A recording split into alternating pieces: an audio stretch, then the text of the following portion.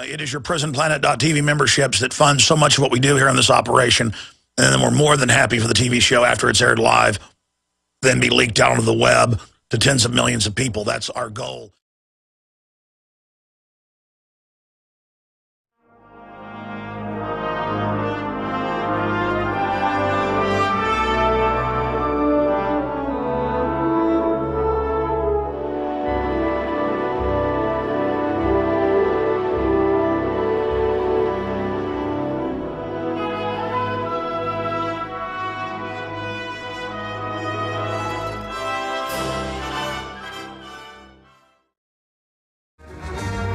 Ladies and gentlemen, I just got off the phone with Dave Mustaine literally 20 seconds ago. And so I'm going to have to just give these directives here to my folks live on air. Come on in. I need to talk to you as soon as we go to break because Dave Mustaine is going to put a statement out through us. I didn't really press him to do that. He just wants to put a statement out through us. I'm sure you've seen the 500 articles. ABC, CBS, everything, New York Daily News about his comments over in Asia. He got back a couple days ago to the U.S. About the shootings could be staged by Obama.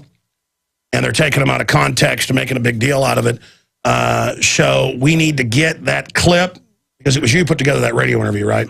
And, you know, the clip I didn't put out just because I didn't want to, even though it had been that big national news, I just kind of made that decision myself. If I do anything, I hold back sometimes. People think I exaggerate. Get that clip ready. And I've got to, I've been talking to Dave. He's going to send me his statement. So get Watson on the horn so that we can put his statement into a blurb and then put under it the Larry Pratt thing. Because, you know, Larry Pratt, head of the second biggest gun group in the country, who's never talked like us, said, yeah, they'd stage Fast and Furious as a false flag. They'd stage these. And you've got, you know, that's what Dave's saying is, you know, they took him on stage and kind of edited it out of context, and he just wants to be clear. In fact, we got two guests coming up today, and Dave's got some recording stuff that was already set, so he has to go in and do that. But then he's probably going to be on later after the show today. We'll have that for the nightly news. But right now, we just want to get this statement out. He started calling me yesterday afternoon before I got back to the office. And we weren't sure how big a deal it would be, but they're definitely freaking out about it. Most people are supporting him, though, because, hey, government does stage this stuff. And it has all the telltale signs, the reports of 4 shooters, all of it. He wasn't entirely convinced the first Batman deal, despite all the anomalies. But when he saw the clips in the news of people saying they saw multiple shooters and all the rest of it, yeah, absolutely. When they... and the second gas mask, and then people being told to shut up, and then the reports of people casing it, and then you've got white supremacists that are so infiltrated, and all the gun bills introduced right now. My point is I just need to brainstorm that now so that I didn't forget it. Just get Watson. I was calling him. Dave called me. I called him back, and I was calling Watson. He wasn't answering. He's in England, for folks just tuning in. Our only crew not here at the command center now is in England, Paul Watson and Steve Watson brothers. And so I just want to codify an article about Dave Mustaine released a statement on Sikh situation, Sikh shooting, and then we'll just have. But here's the issue. I've got to give Paul Dave's email because he sent me text with his statement, but we need to make sure it's codified right because I'm getting it via text. He approves it, then we put it out. All right. I don't want to lose any time on this. So that's basically it. Thanks a lot, buddy. Okay, we got a big show lined up today as well, obviously. We've got Gerald Celente. Gerald Celente is on the broadcast, always informative, dealing with this admission of global meltdown accelerating. And I'm really excited about this. Richard Belzer has written a book dealing with government cover-ups, government shootings that were blamed on patsies. Wow, incredible. We've had this set up for 2 weeks. This is put out by our good friends over there at Skyhorse Publishing. We carry a lot of their great books. And it's available at InfoWarsShop.com. But it's dead wrong. Straight facts on the country's most controversial cover-ups. Yeah, government killed Martin Luther King, blamed it on a patsy. That all came out. Government killed RFK, blamed on a patsy. All that came out. Even the police report said that. Killed JFK, blamed on a patsy. Killed Marilyn Monroe. So funny. Normally with this much breaking news, I'd move a guest like that. But it's perfect timing. So we'll go over other past events, why we, when there's motive, when there's the telltale signs, why we look at the usual suspects who've been caught doing this stuff before. So that's all coming up. Guys, I don't seem to have any news on the Dave Mustaine thing. There's hundreds of articles. Just type in Dave Mustaine, click news, and print me a bunch of articles on that. Thank you. We have Gerald Celente on this Thursday edition, joining us in T-minus 53 minutes from now. Then we have TV host, big-time actor, and author Richard Belzer, who's written a new book dealing with government staging mass shootings and assassinations and blaming it on their political enemies. Dead Wrong's the book by Skyhorse Publishing, forward by Jesse Ventura. Nice timing. We've had this set up for 2 weeks to have him on. As I know you've probably noticed, it's on every TV station out there that I've seen. Local radio is covering it, national radio. You name it, it's being covered. Hundreds of newspapers. Dave Mustaine was in Asia a few days ago. He's now back in California. Formerly of Metallica, of course, founder of Megadeth. And Dave Mustaine talked about the fact that he thinks Obama may have staged the shootings to get our guns and bring in a police state in Aurora and in Wisconsin. So in Colorado and there. And it's a big national story right now. Also, the writing's on the wall. They're getting ready to dump Biden right now because of his thing about black people are going to be put back in chains if Romney gets elected. So that's big news. That's coming up. But Dave and I were talking yesterday about it. Dave called me right before the show started, and he's writing up a statement, and we're going to release it at Infowars.com in the next hour or so. Also, not sure if Dave wants to release it, but we have, we did a recording as well with him basically just saying, look, if they'd stage Fast and Furious, they'd say anything. Same thing Larry Pratt said. So that's all a clarification. It is a big story. They're scared of this. If people just stop buying whatever the system says, it's over. Their little game is over. And they don't like it. And love Dave or hate Dave, I know him personally now for about 5 years. And he stayed at my house quite a few times, family, friends with him. I can tell you right now, he's the real deal. He's a real guy, and he's really starting to wake up to the full big picture of what's going on. So this is a big story, and again, he's got commitments. He's recording right now. Just dropped his daughter off at school. He is recording right now for the next 4 or 5 hours. But after the show today, we'll probably do a taping. I'm scheduled to take my children somewhere and then come back tonight. But whatever has to happen, we'll get that out for you today. And there'll be a statement coming up very, very soon here. Huge economic news, giant news on the WikiLeaks front. The attack on the Family Research Council not being called terrorism. Obama isn't making statements on somebody saying he was mad about Chick-fil-A and Christians. So he went in there and shot some people. And I guess it's a big celebration. So there you go. Of course, people with guns were able to stop him. Continuing, we're going to be looking at all of that and some big federal court rulings.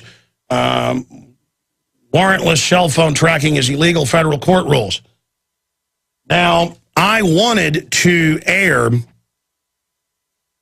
this yesterday, but the show just got filled up.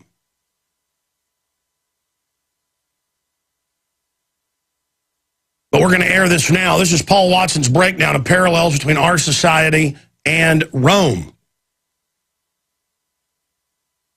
And so we're going to air this piece from Infowars Nightly News a few nights ago, and then we're going to go to break and come back and get into all of the incredible news. I'm Alex Jones. Here is an excerpt of Paul Joseph Watson on Infowars Nightly News, the parallels, again, between our republic turned into an empire and the same thing that happened to the Roman Empire. This is key information. Stay with us. Rome burned, will we? And this is an article I put together with Alex Jones. As America's engineered economic implosion accelerates, the parallels with how the Roman Empire fell are staggering. America is now ruled by a gaggle of completely corrupt financial terrorists who will stop at nothing to hollow out the country in pursuit of their own maniacal and selfish gain. This precisely parallels Rome's rapacious ruling emperors and senators of the 5th century, who were so obsessed with seizing wealth and control that they ended up destroying their own culture, their own country, and the whole empire in the process. So basically this is mainly about the planned financial implosion with, of course, the so-called stress tests on the banks coming up. The banks are being told by the Federal Reserve, prepare for a collapse and the government's not going to help you. But it's also about the innumerable similarities that 21st century America shares with the Roman Empire. And it's just amazing how close they parallel, how close they match up. You know, we've got the United States with troops stationed in some 130 countries now, outstripping anything the Romans ever had in terms of occupation. But, of course, sharing the same impossible task of maintaining such a sprawling empire when the US can't afford it. It's gone bankrupt, 16 trillion in debt.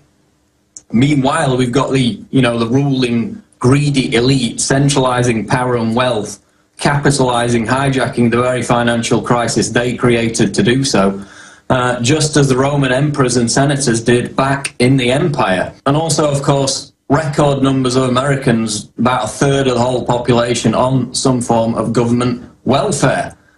Same situation in Rome. So again, we've also got the moral decline of America, you know, added to the obsession with sports and entertainment, which is directly contributing to the decay in society because people are just obsessed with entertainment, bread and circuses. They've abandoned their civic duties. They're no longer interested.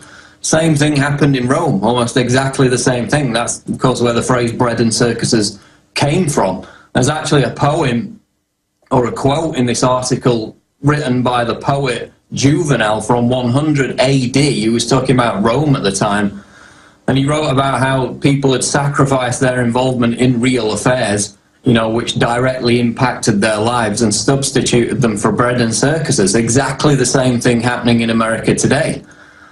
Just as in Rome, we've got in America a situation where an overwhelming number of illegal immigrants have flooded in and refused to assimilate, to the point where they're now trying to actually claim their own territory, just as the tribes that flooded into Rome did all those centuries ago. So again, same parallel. You know, we got these La Raza movements, we got the Mexican flag being flown above the American flag in places over on the West Coast. We got race being played off against race. Exactly what happened in Rome. You can go through all the scholarly texts about how Rome collapsed, and in almost every instance in society, in the economy, in culture, America parallels Rome in every sense. It's scary. So, you know, where's it all leading? It might take a couple of 100 years. The Roman Empire lasted for, what, nearly 1,000 years, so we don't know the time frame, but what we do know is short term, all this is going to lead to riots and civil unrest. And eventually it's going to lead to the collapse of America, just as Rome collapsed 1,600 years ago. So basically, this article's about the ruling class. Are they so consumed by their avarice and lust for power that their actions could lead to the actual collapse of Western civilization? Because it's happened before in history with the Roman Empire and other empires, and there's no reason it can't happen again. So Rome burned, will we? Important article up at Infowars.com that I put together with Alex Jones. Paul Ryan sold shares on same day as private briefing of banking crisis. This is out of The Guardian. Paul Ryan, Mitt Romney's vice presidential running mate, sold stock in US banks on the same day he attended a confidential meeting where top-level officials disclosed the sector was heading for a deep crisis. The congressman on Monday denied profiting from information gleaned from the meeting on 18 September 2008, when Federal Reserve Chairman Ben Bernanke, then Treasury Secretary Hank Paulson, and others outlined their fears for the banking sector. His office said he had no control over the trades. Public records show that on the same day as the meeting, Ryan sold stock in troubled banks, including Wachovia and Citigroup, and bought shares in Goldman Sachs, Paulson's old employer, and a bank that had been disclosed to be stronger than many of its rivals. The sale was not illegal at the time. So, you know, what a surprise, yet another compromised politician. All right. He's now going to be Mitt Romney's running mate. You know, by the way, that is something in the financial stack we're going to be getting to. It's now well over 50% down Facebook stock as more of the insiders can, quote, legally dump their stock. But I read where some of them dumped it right away. But now they're saying they weren't allowed to dump it till now. So I'll have to research those conflicting reports, but it's now well below 50%. What a giant scam, really. Run by a guy that calls his users that trust him dumb bleepers. And a group that wants you to face scan to buy and sell and uses all the data on you. And it's hooked into the globalist. That's why not this year, not 2012, but 2011 in St. Moritz, Switzerland, our reporters, Paul Watson and Aaron Dykes, were there. And it was Facebook people and Google crawling all over it. AP reports Facebook stock plunged to a new low Thursday after the expiration of a ban that had prevented some were allowed to, investors and insiders from dumping millions of additional shares they own in the social networking leader. Firms ranging from Accel Partners to Goldman Sachs and others. Peter Thiel, he was at Bilderberg, and Reid Hoffman were among those free to sell stock they own after the lifting of a ban known as a lock-up period. That was after the, quote, trouble the first few days as they were dumping. If many of them took advantage of that, Facebook stock could decline because the market would be flooded with nearly 2/3 more shares. So it is making its race towards the toilet bowl right now. And it's all a big joke to them. It's all funny. It's all real. It's funny to them they put fluoride in your water to brain damage you. Like right here in Austin, our mayor, I've been there. He laughs at scientists, you name it. He'll laugh at Harvard studies about brain damage, cancer. It's all funny. It's just like, you don't seem to understand. We know. You don't seem to get it. We enjoy it. So sit there and die, my little minions. It's all funny how they kill us. It's all funny how they rape and rob us. It's all funny until the giant awakens. But it's not hard to see for miles and miles if you're not naive. And if you've studied history, you can see for miles and miles and miles and miles. And it's our goal to get you to where you can see for miles and miles and miles, politically, economically, spiritually. Humans only live 75 years on average. In the last 6,000 years of recorded history, there's only been 60 generations. We're starting the 61st generation right now. A little more than 60 generations in recorded history.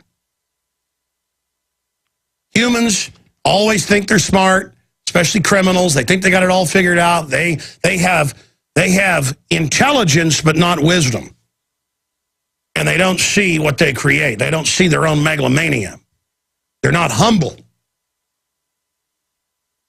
They think they're winning. If cancer had a consciousness, as I've said 1,000 times, it would think it was winning. It's not winning, it's destroying. As Max Kaiser said, who's joining us tomorrow, they're programmed to take it all.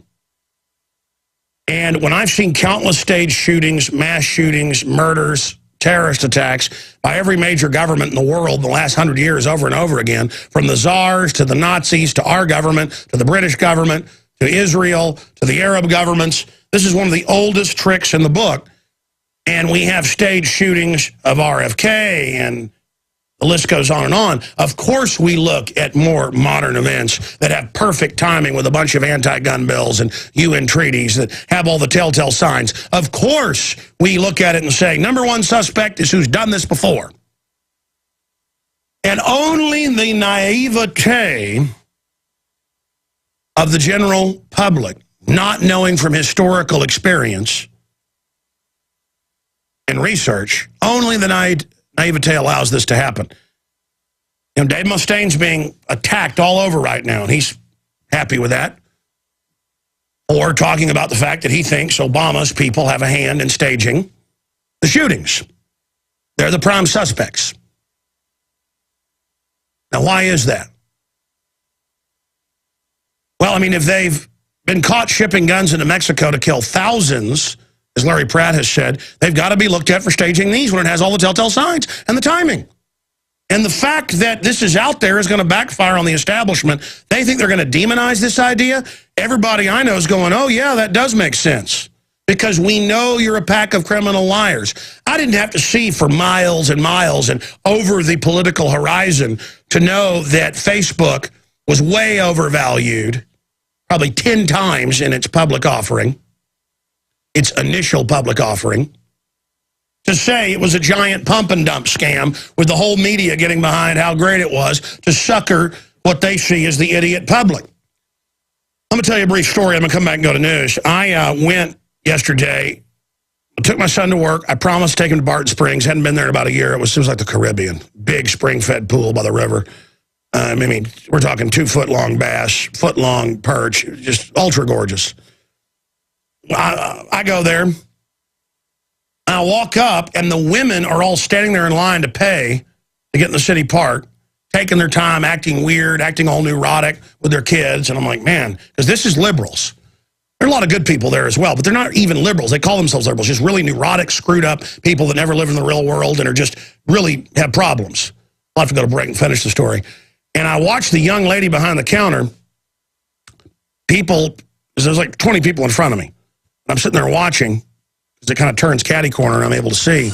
I'm sitting there watching, people watching, anthropology, sociology, psychology study. And I'm watching people say, thank you, when she hands them their change back. And I go up there and I said, hey, how you doing today? Doesn't say anything. Well, I'll tell you the rest of the story when we get back. But this is the future man of the globalists have their way. Mind-dead jellyfish. Monday through Friday, 12 noon to 3 p.m. Eastern. Back Sundays, 4 to 6 p.m. Nightly news, 7 o'clock Central. Streams out live to everybody.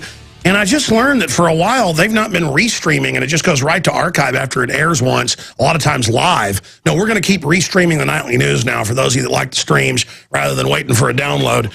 So that is back in effect there for people over at prisonplanet.tv. Again, I want in a few minutes to re-air this. I aired this last week. The video is up at Infowars.com and prisonplanet.com. I'm going to have one of the webmasters add Full Spectrum Evil, breaking down how the globalists manipulate countries and nations and religious groups against each other as divide and conquer. I'm going to air this again today ahead of Gerald Celente joining us. And then we're also going to have Richard Belzer on, who wrote Dead Wrong, Straight Facts on the country's most controversial cover-ups, where they staged shootings of RFK, JFK, the injection murder of Marilyn Monroe, and the shooting killing of Martin Luther King. We sell it at InfoWarsShop.com, but the movie star and TV host, TV star, will be joining us, scheduled coming up in the third hour today. Dave Mustaine is locked and loaded to tape an interview with me today because he's in recording studio right now, and he's pretty professional. He just does everything in the order he said he would. I was set to go to a meeting after 2 that I can't really miss. I don't know what we're going to do with that. Just so happens I happen to have a recording, though, of Dave saying what's all in the news right now that I never aired. I told people he said some controversial stuff, and he wanted to air it, and I said, you know what?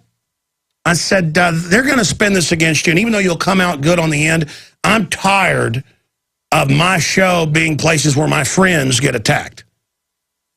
I learned my lesson with Charlie Sheen. Again, huge attention for this show.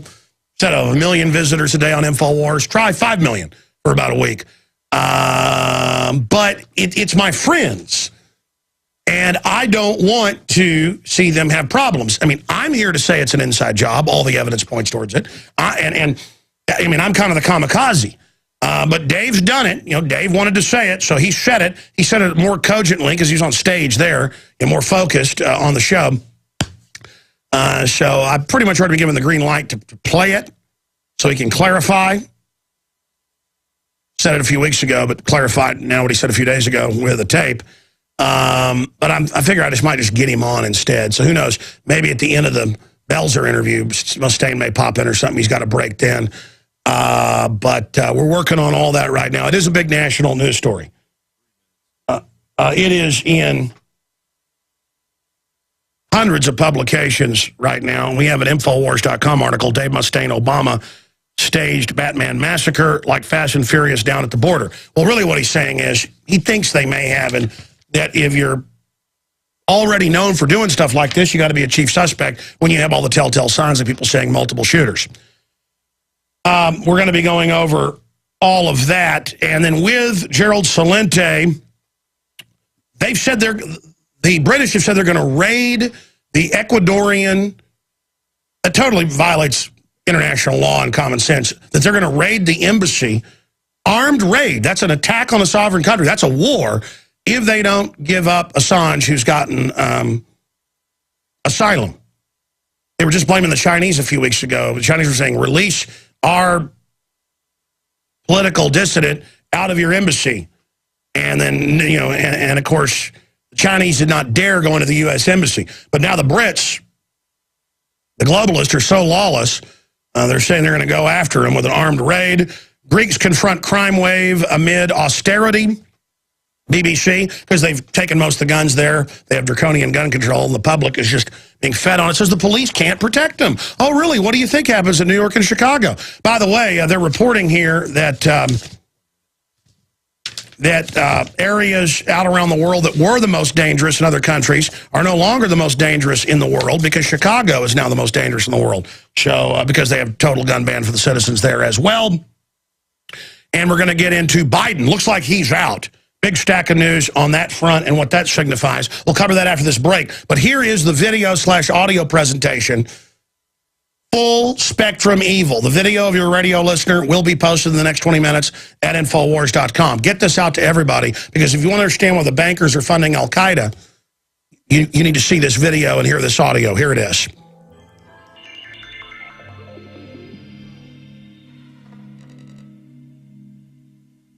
Alex Jones here to cover a topic, an issue that is one of the most important I've ever discussed.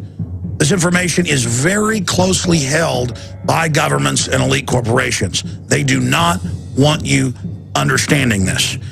Now, many of you that are already aware of this, it'll seem simple, but large swaths of the global population have no idea the real geopolitical paradigm that we're living in today. Today, we will look at the real forces, the real players in the battle for 21st century global hegemony. I'm going to break down who really rules the world, how they control the planet, and how they are trying to usher in a world war that is really pointed at the general population.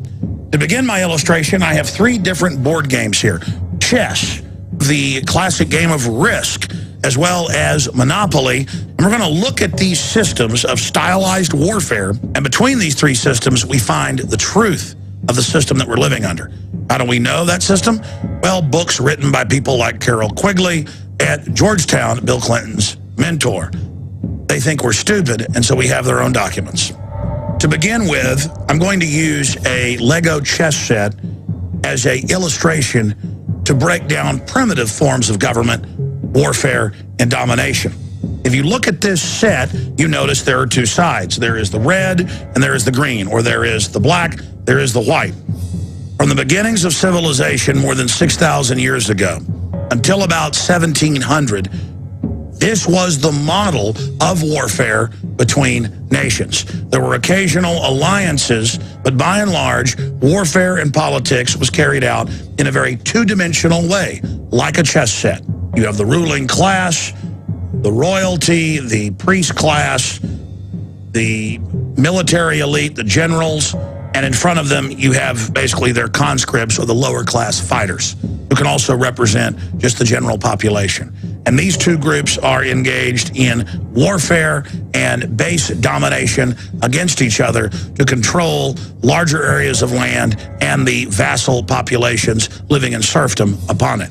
One area that we see from the ancient chess model that is still used in statecraft by the globalist is the fact that sometimes wars were launched, in the case of the French and the British, against each other when they had rebellions at home. They soon learned it was a way to turn inner anger at the state against a foreign state and to reduce the population of young males that you didn't have jobs for.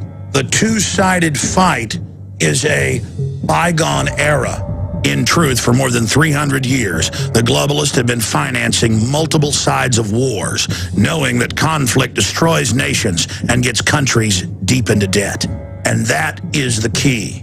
They're financing both sides. And we see this being pioneered by people like the Rothschilds, starting in the 17 and 1800s, where they would finance sometimes 3 or 4 different factions, and it didn't matter who won because all of them were in debt to them and had societies that were wrecked after the wars.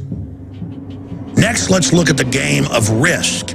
These are primitive attempts to distill down human conflict and domination into a game you can play in a few hours.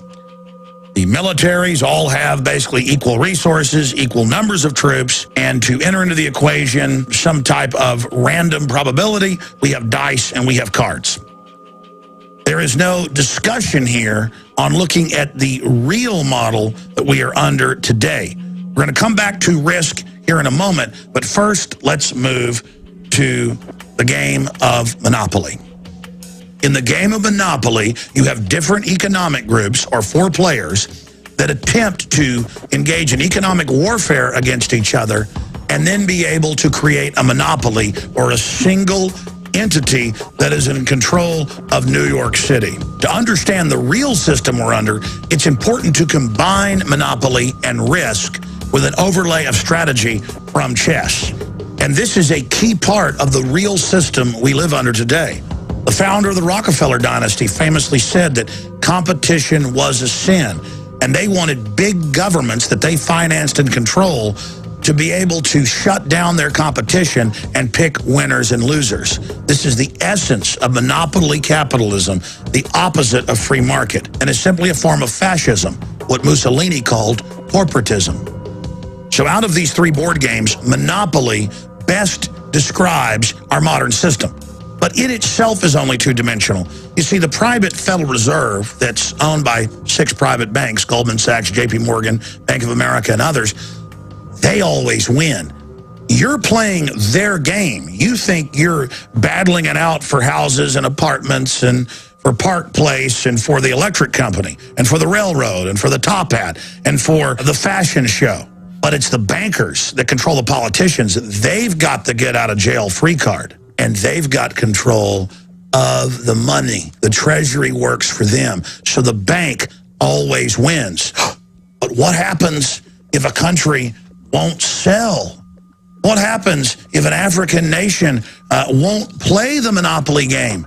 Or what happens if a Middle Eastern country doesn't want to be part of the modern bankster system based in London and New York? Well, then that's where risk comes in. Because they want to be able to take you over through economic espionage, as John Perkins has written in his bestseller, Confessions of an Economic Hitman.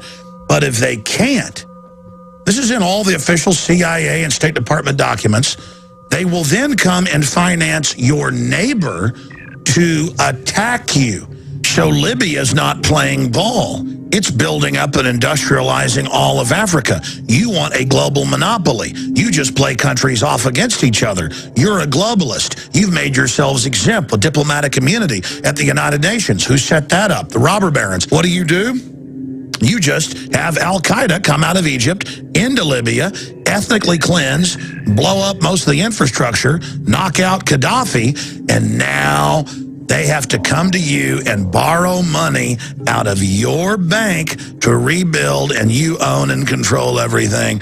And guess what? If you want to get that welfare check, well, you got to take the vaccines, which, by the way, sterilize you. So they're using the strategy of chess, but they're employing it through a monopolistic system where they have a monopoly on the issuance of currency and credit, and they also have the biggest militaries on earth from the United States and Europe, controlled and dominated 100% by them. They've announced that we're totally their slaves, and they have such disdain for us, they use our supposed enemy Al-Qaeda against the Russians, against the Serbs, and now against other Middle Eastern nations, while simultaneously telling us we need military-style occupation within our countries by the TSA and the military to keep us safe from Al-Qaeda, who they sponsored and created.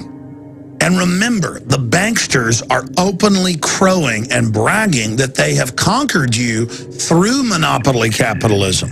The question is, do we all work for central bankers? That's what I want to address to our guest tonight. Is this global governance at last? Is it one world, the central bankers in charge? Aren't we all just living and dying for what the central banks do? To answer your question, we are absolutely slaves to central banks. And they weren't able to do this because they had better products. They were able to do it because they created, through fractional reserve banking here in the U.S. and similar systems worldwide, unlimited free credit for themselves, which they then loan out to you at interest. But that wasn't enough of a fraud for them. In the last 20 years, they've deployed derivatives, completely made up counterfeit instruments to the tune of more than 1.5 quadrillion. That's 1,500 trillion. With that counterfeit money, they were able to buy up all of their competition, pay off the governments, and dominate defense industries as well as media to carry out their propaganda. And herein lies the big secret that they don't want you to know. The big secret hiding in plain view. We think about nations and continents and cultures. But in truth, the globalists, the bankers who have unlimited money, they're waging war against anyone else that has any assets because they want everyone to be impoverished, so you have to go to them and so that you have to follow all of their orders so they can control human development and society. In the past, they would brag about their real political system in fictional accounts, in movies like Network. Oh, there are no more peoples. There are no more nations, Mr. Beale. Each one of us has one piece of stock in the global system, one ecumenical giant global government.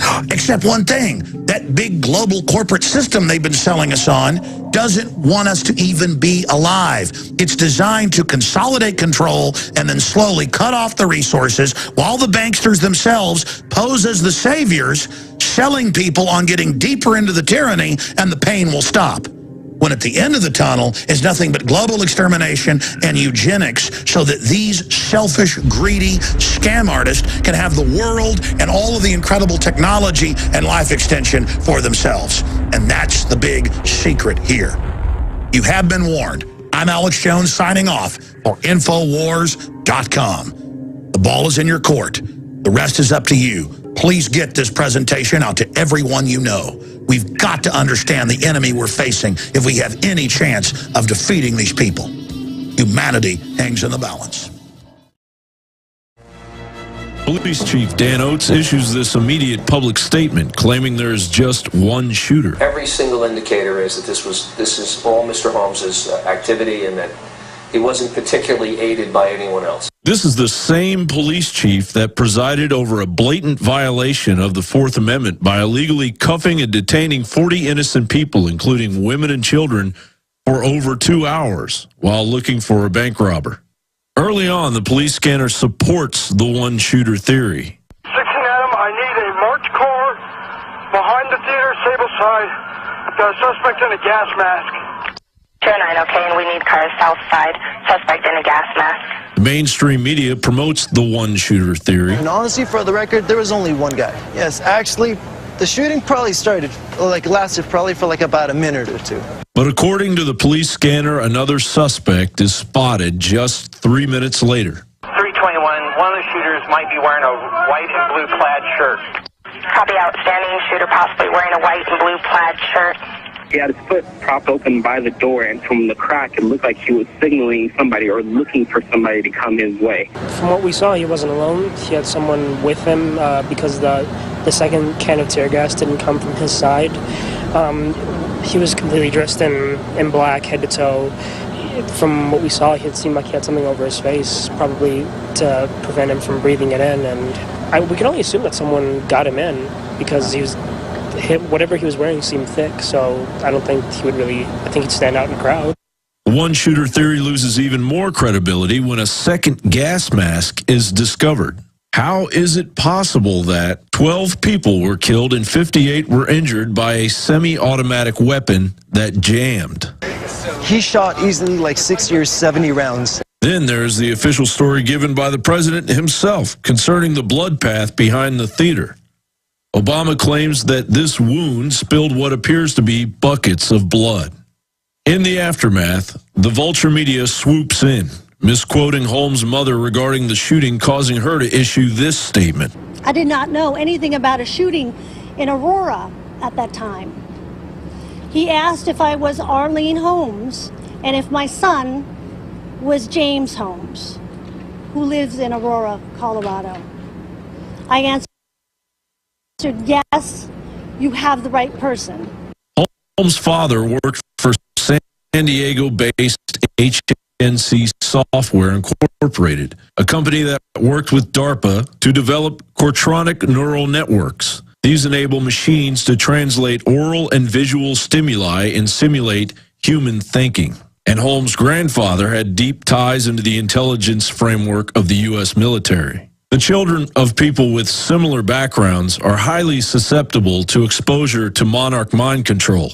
Using brainwashed patsies in PSYOP massacres has become a commonplace thread in American history as the shadow government strengthens its stranglehold on public perception. Instead of really digging into why this apartment would be rigged to kill, but then Holmes would then warn police and then lawyer up and not say anything else, where he got the funding and the firearms training, and these eyewitness reports that there was more than one person, instead of asking those questions, national media want to focus all their attention on why guns were legal in the first place.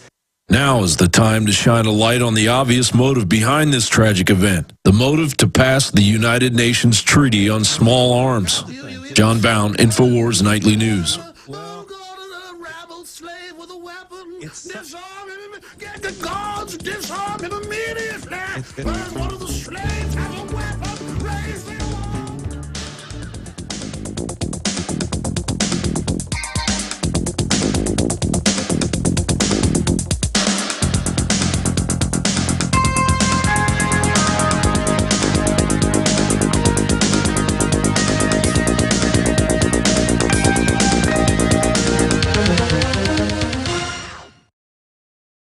My friends, do you know one of the key hallmarks of a hardcore police state, whether it was Soviet Russia or Nazi Germany?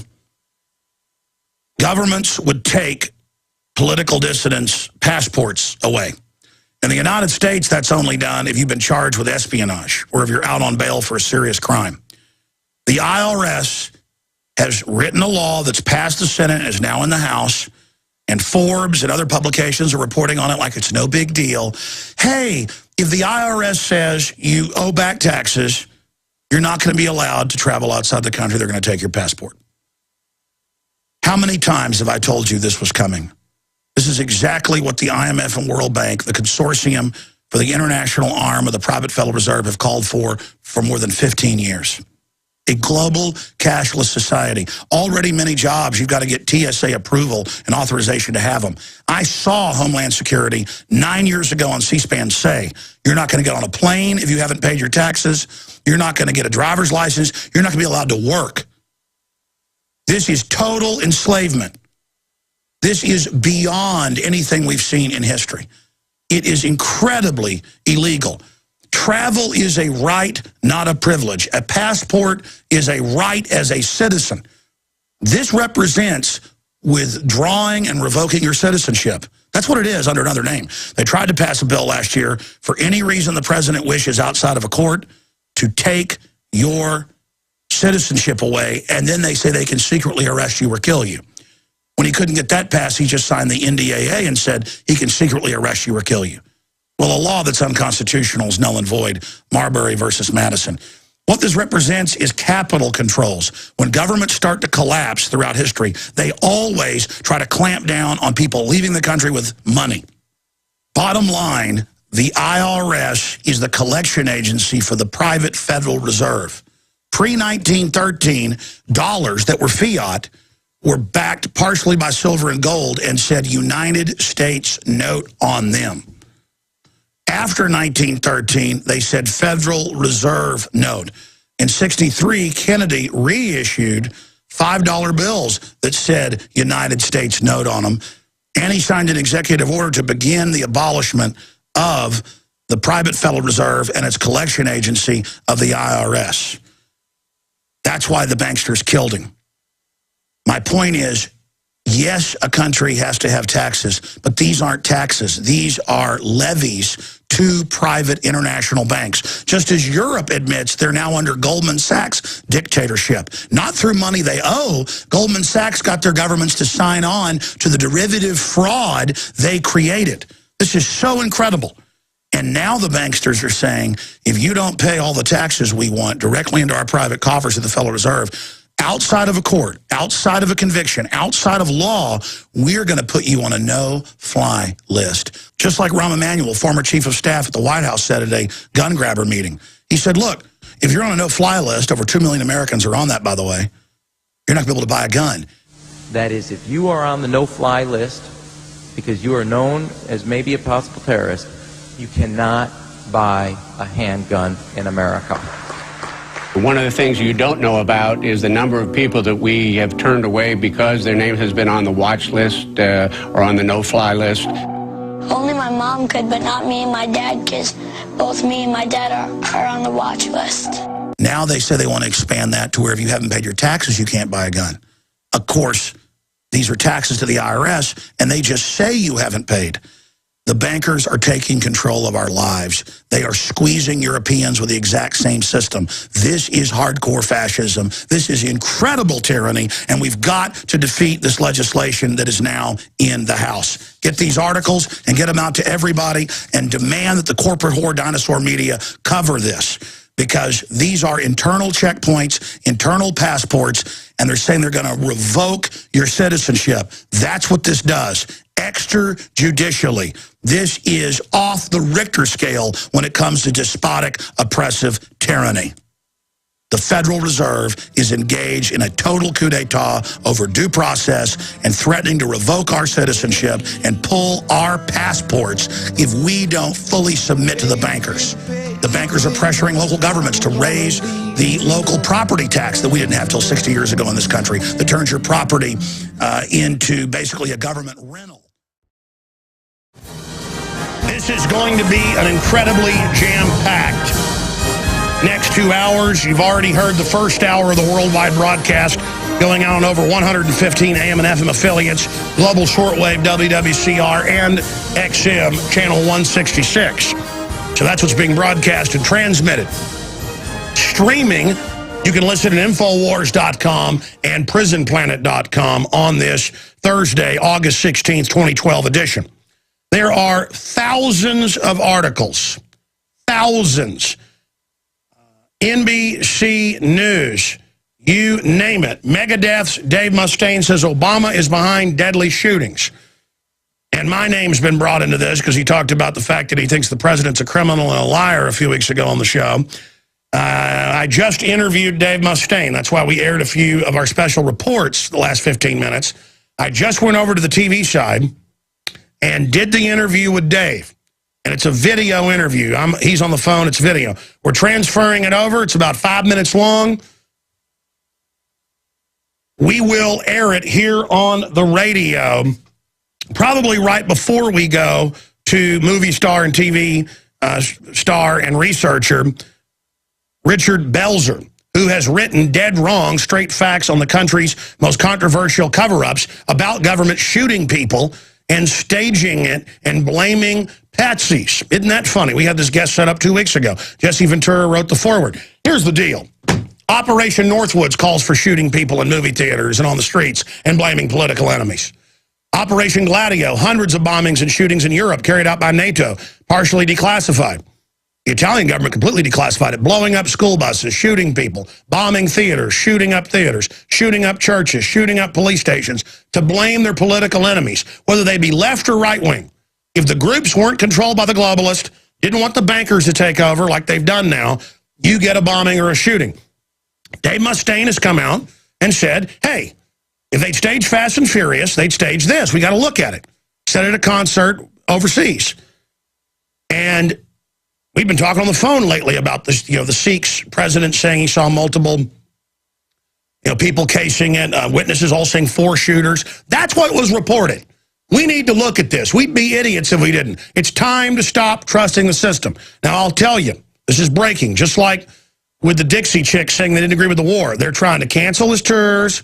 They're trying to persecute Dave Mustaine right now. Like Chick-fil-A, even if you don't agree with what Chick-fil-A did, you've got to support the First Amendment with these bullies. Guy went in and shot up the Family Research Group, the Family Research Council yesterday with a bunch of Chick-fil-A stuff saying he was mad at them. Okay, these are terrorists. You've got to support the First Amendment. And we will have that exclusive Dave Mustaine statement coming up. Quite frankly, he said stuff after the Batman shooting in an interview we taped after the show one day, and I didn't even air it because I didn't want this big controversy, even though I knew in the end he'd come out smelling like a rose. I just don't like my friends having this stuff happen to them on my show. It's happened a lot of times. But they're going to come after him, folks.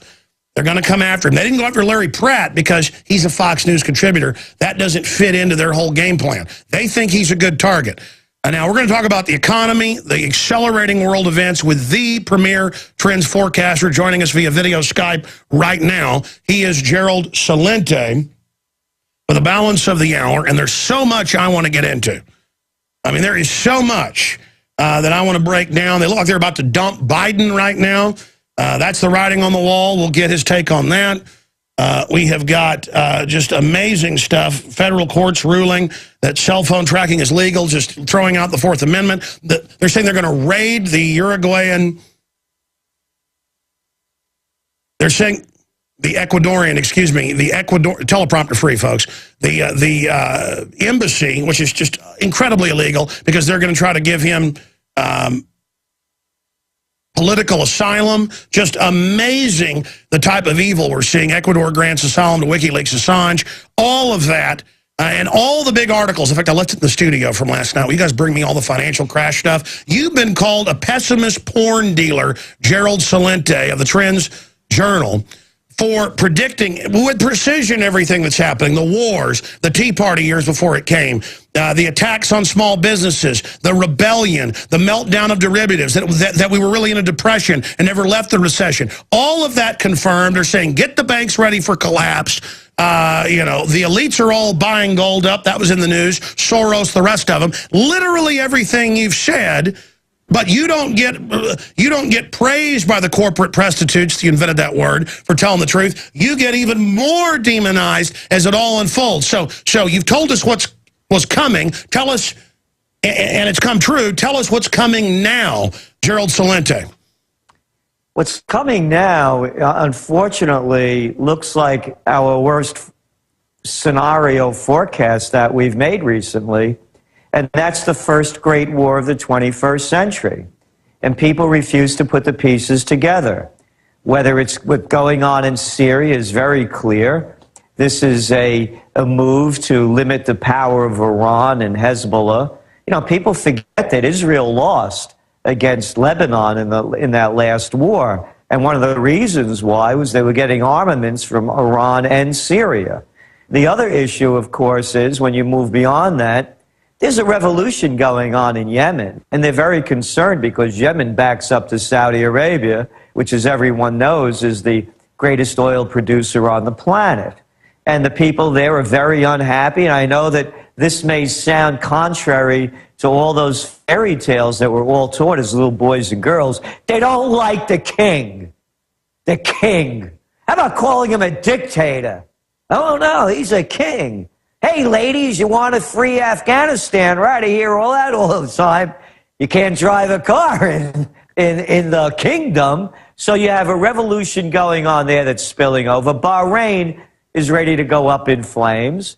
Greece is cooked. You have an unemployment rate of over 25%, just officially, and then youth unemployment over 50%.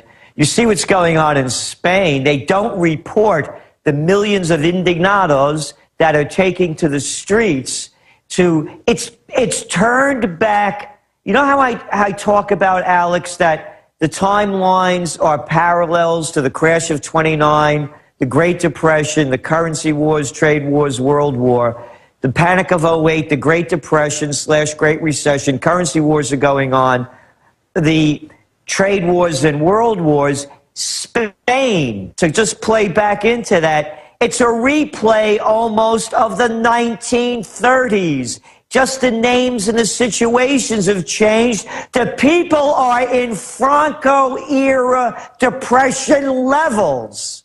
Oh, and then over there in France, yeah, they just got a new president over there. And you read the language in the toilet paper of record, the New York Times, the self-proclaimed paper of record. They have a little story in there about the riots going on in France. And do you know who's rioting? Hey, those people from when they used to, remember those French used to take over Algeria, Morocco, and then all those people came over to France? Yeah, them. And you know who them is? Them are the 50% of the youth unemployment demographic. It's unemployment worldwide. You know my saying. When people lose everything and have nothing left to lose, they lose it. They're losing it around the world. The war has begun. I read your website, and I see what you're posting on there about the hollow point bullets. We all know about the National Defense Authorization Act, about all the armaments going into our military police, because now they've both become one with the National Defense Authorization Act and the repeal of the 1878 Passe Comitatus Act that allows the military to take over police duties. So yes, the whole thing is collapsing. And now, of course, we gotta run. Gotta go after Iran. And what are the reports out? I'm not making this up. This is coming out of Israel. They're preparing the people for a 30-day war? What psychopath came up with this idea? 30 days? Oh, you could put a timeline on it, huh? They're nuts. They're out of this. They're out of their minds, and they're taking the people to war. In the meantime, let's go look at some economic data. Oh, China. You know what China's export numbers were last month? How about 1% growth? Virtually nothing. Their imports were only 4%.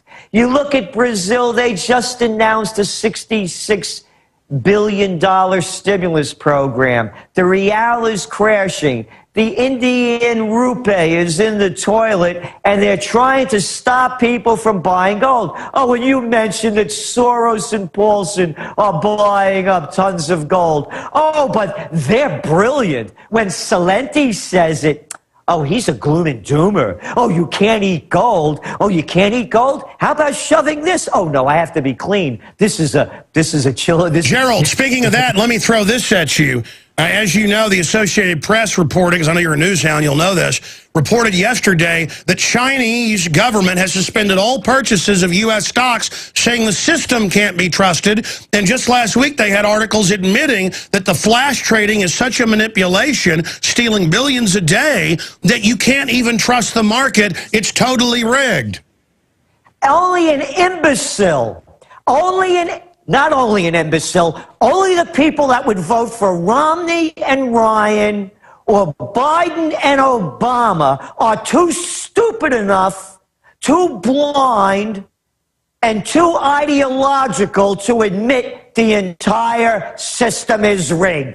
The last time we're talking about the LIBOR scandal. Oh, what's a LIBOR? Oh, yeah, what's a LIBOR? It only controls all the money that's being created and interest rates. Oh, that's all it is, and it was rigged. And as you pointed out, the high frequency trading, yeah, the game is rigged. E-Trade, how about F-Trade? Oh, here's another one. Hold on, we got to go to break. Gerald Celente, we'll give you his website. When we come back, write it down, get the trends alerts free there on his site, or subscribe. We'll be back. Gerald Celente is our guest. We're going to put his website up on screen for you here in a moment. But here is the hard copy of it. It has Christ whipping the money changers, J.P. Morgan, Wells Fargo, Goldman Sachs, Citigroup, and others on the cover. Going back to Gerald Celente in the short segment, long segment coming up. Again, you read your latest issue that just came out a few weeks ago. A couple of articles you've been gracious enough to let us use are in our new free magazine that's coming out. It's all happening. So the long and short of it, what do you expect to happen now that they're scurrying around themselves talking about a very serious collapse? And what do they mean by a banking collapse? What would that look like, Gerald Celente? Well, what it's going to look like is they're going to call a bank holiday if this thing continues to collapse. And we had wrote about that. We even had a link up of Joe Biden campaigning for John the Slime Corzine. That's right, the former governor of New Jersey and senator of New Jersey, also and former head of the Goldman Sachs gang. Back in 2009, Biden saying, it's there on YouTube, anybody could find it, that when the Obama administration got into office, the first thing the transition team was talking about was calling a bank holiday. And Biden repeats it. That's right, a holiday. It ain't no holiday. You can't get your money. Oh, and by the way, before I go on, speaking of John Corzine, did you see the headline today in the New York Times? You know, the self-proclaimed paper of record, more aptly called the toilet paper of record. No criminal case is likely in loss at Corzine firm. I want to read to you this little bit to show you toilet paper talk. A criminal investigation into the collapse of the brokerage firm MF Global and the disappearance of about $1 billion in customer money. Disappearance? What, did it just evaporate? Oh, no, but I'll go on. Disappearance. That's toilet paper talk so that you think it's legit. Is now heading into its final stage without charges expected against any top executives. That's right. They'll get some low-level sap, a stooge, to take out. But here's where it gets good. After 10 months of stitching together evidence on the firm's demise, stitching together evidence. Again, more toilet paper talk.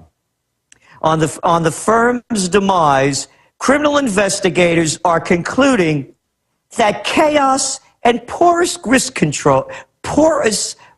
controls at the firm, rather than fraud, allowed the money to disappear, according to people involved in the case. Disappear. It just disappeared. $1.6 billion disappeared. And this sets an incredible... I mean, this sets an incredible new precedent. I'm seeing top money managers getting out of the market entirely, citing this and citing federal cases now, saying no one's money is safe in banks anywhere, as you said last November when the heist first began. That's exactly it. Now, one more thing I want to read out of this. They're talking about the bet he made, a $6.3 billion wager. This is what brought the thing down, MF Global, on European sovereign debt proved fatal. And again, how can any imbecile, this guy's supposed to be so smart, bet on European sovereign debt as the euro crisis is going into the toilet? The size of the bet was enough to wipe out the firm many times over, and as questions about Europe's health grew, a run on MF Global ensued. In the panic, the firm tapped customer money to stay afloat. It didn't tap customer money, it stole customer money out of our segregated accounts, but the toilet paper and the rest of the prostitutes, the CNN, the Cartoon News Network, the ABC clowns, the MSNBC shills, they refuse to go after the big guys because they're prostitutes and they bow down. Gerald, are they not now actually aiding and abetting in the criminality when they call stealing money tapping? So if I rob my neighbors and the cops show up and I've robbed the neighbor, I say I'm just tapping their account. Right, and then money just disappeared out of their house. Hey, that computer you took, all this jewelry you robbed, it disappeared. It disappeared. Or we just tapped it. We didn't steal it. We tapped it, Gerald. We'll be back. We've got the exclusive Dave Mustaine clarification on Obama staging the mass shootings. We have the video. We have the audio. We'll air it after Gerald Celente leaves us, either before Our next guest, author, TV host, movie star Richard Belzer joins us, or after. I'm not sure, but this is like in thousands of newspapers right now, and we're going to hit them and hit them hard. So just get ready for that. This won't be Dave up on the stage just saying something offhanded. You'll actually hear him cogent and focused, and I think this will backfire on him, but they are definitely after his First Amendment right now. That is coming up. Now, you can go to trendsresearch.com and find the Trends Journal, or you can also go to trendsjournal.com, takes you to the same place. Invaluable info. A must read. Check it out today. Again, Gerald Celente joins us. I want to go through some of the economic news because, you know, we laugh and joke about this. He had a lot of money, 6 figures plus, stolen from him. We'll leave it at that. Gerald Celente. But it wasn't stolen. It was tapped. First they say in the same article it disappeared, but then it was tapped. You know, it disappeared like into J.P. Morgan's pocket, as he and Max Kaiser said back in October, November. And now it's confirmed J.P. Morgan London got it. HSBC is in mainstream news, running drugs just like Wachovia, Wells Fargo, in the hundreds of billions a year, those guys, running the torture aircraft, running the drug aircraft, stealing people's pension funds, selling into the market stuff that they know is worthless crud, bragging about it. Those emails are out there, but they're just tapping it when they lie to an old lady and sell her fraud with Timberwolf. And now, we said this months before, you said it, we said it. I mean, it's not like we're even that smart. We're just not total idiot chump suckers who love being taken for a ride every day. You know, I mean, you rape me 10 or 15 times, I'm not going to trust you anymore. That's why we're extremists, pessimists, poor and bad people. We talked about Zuckerberg and Facebook and the fact that even mainline groups were saying it was overvalued by 10 times at least. Some estimates were 20 times, but it was 10, 15, you know, they're in that area, it varied. And of course, they were allowed to dump up front and then dump later. And they're dumping it. It's totally illegal, but they sent Martha Stewart, and they're trying to get the owner of the Mavericks, who criticized Bush, who didn't engage in insider trading, clearly. They're going after them because, oh, look, we get the bad men. There's the bad man, there's the bad woman, but not the real crooks that make Bernie Madoff and Ken Lay look honest. What do you say about Facebook here, Gerald Celente, and the fact that now the criminality is just parading around and the prostitutes, as you said, are saying the sky's the limit? I mean, I guess that's why judges think they can say no Fourth Amendment now, because the media will cover their evil, wart-covered patoots. I mean, what is the end? Once corruption in history, as you know, reaches this festering point when the pustule pops and just deluges us in the scrofulous stink. Where are we going here? I'm ranting. I'm sorry. Well, on the Facebook issue, you know, we have Trends in the News as part of the subscription for the Trends Journal. And when the IPO came out, I said, I'm not telling people how to invest. I don't give investment advice. I'm a forecaster. And I'm forecasting that this thing is going to dump out. And I would not put my money in it. And the reason is because it's all, you got to get advertising. And people use Facebook for what it is. Who looks at the advertising? People blast right by it. The other issue, of course, being, it's a fad. It's not a trend. I wrote in Trend Tracking in 1996, what they're calling social networking, I called it techno-tribalism. It has much more richness than just BSing back and forth to people. So we knew it was a bust. Where is it all going? And as we look at, we talked about LIBOR. We're talking about all the criminality going on in all the different levels. You mentioned HSBC. You could go down the list, one fine after another, no one's head rolls, and it just keeps going. The fish rots from the head down.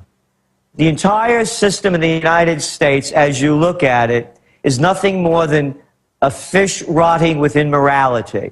How about that lovely war over there in Afghanistan? Hey, all you Obamanistas, remember when he had that troop surge? 30,000?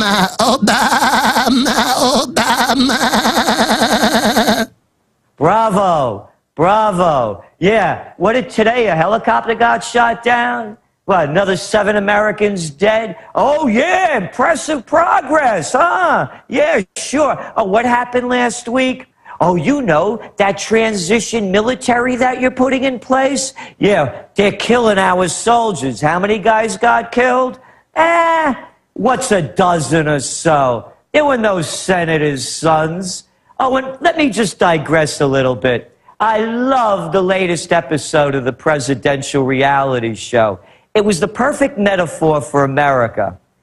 Romney and Ryan standing in front of a mothballed battleship. Mothballs? Maybe that's what these guys are carrying around with them. Because it was the perfect metaphor.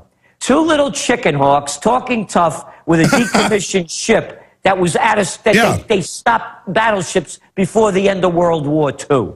And they're the tough-talking guys, right? No one's talking about cutting the military. So as we're looking at the fish rotting from the head down, we talked about the military, we talk about the economy.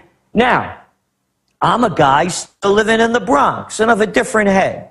And I'd say to my buddy, Joey, listen, we're going to go do a deal.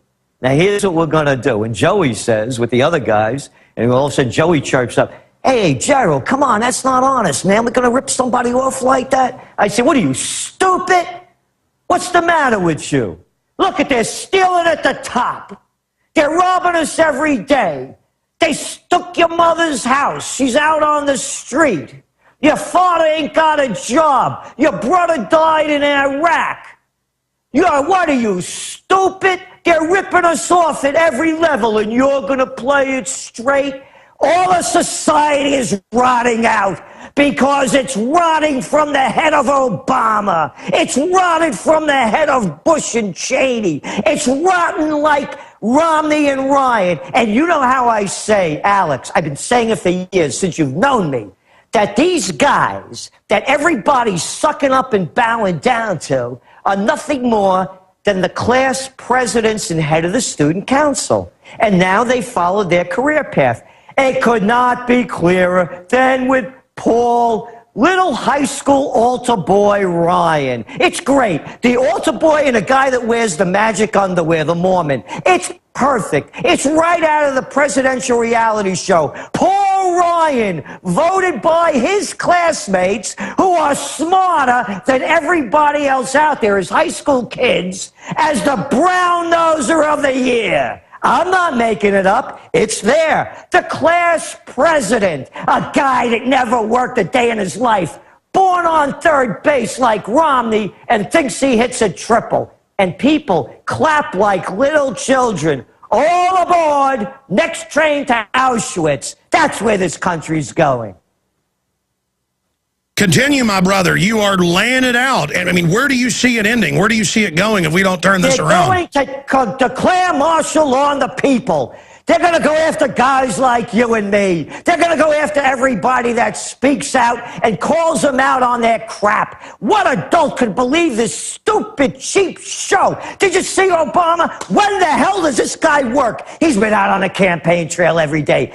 Every 4 years, this is where you could find these guys. He'll be at Pete's Barbecue, sitting on a bale of hay. There's Obama in front of a whole bunch of rotted corn. Every 4 years, Freddie's Clam House, sitting there at Maggie's Diner, and the people buy this crap. Well, wait. For the first time, even businesses that don't like them for the business are telling them you're not welcome here, and they're getting ready to dump Biden, hoping that wakes people back up. Clearly, they've got all the signs on that front. So I do see an awakening happening. But you're right. The level of tyranny we will live under, as Thomas Jefferson said, is the exact amount we'll put up with. So now that they're so cornered like rats, you've said they implode the economy, then they start a war to distract everybody. But do you think that's going to work? I mean, even most of the Israelis don't want a war.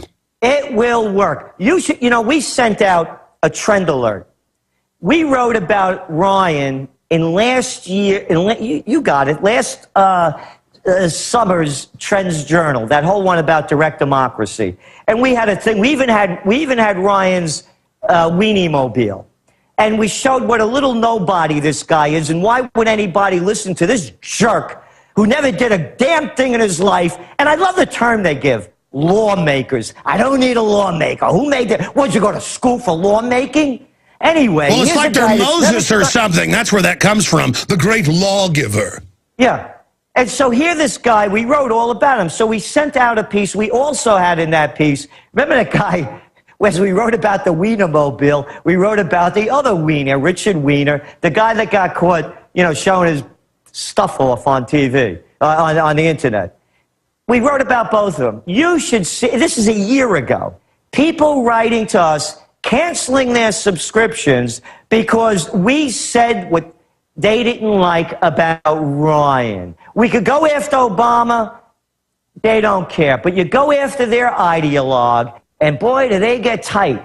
If you don't like their freak, there's something wrong with you. My freak is better than your freak. Oh, the Romney freak is better than the Obama freak. How come you don't like my freak? It's a freak show. How could any adult look at this adolescent act that they call the presidential reality show and buy into it?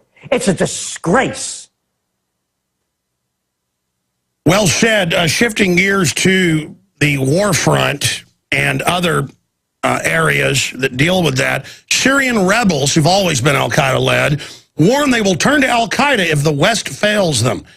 And they also say that our troops have to grow the opium or al-Qaeda will get it. I mean, I guess now they'll need your daughters as well, or al-Qaeda will get them.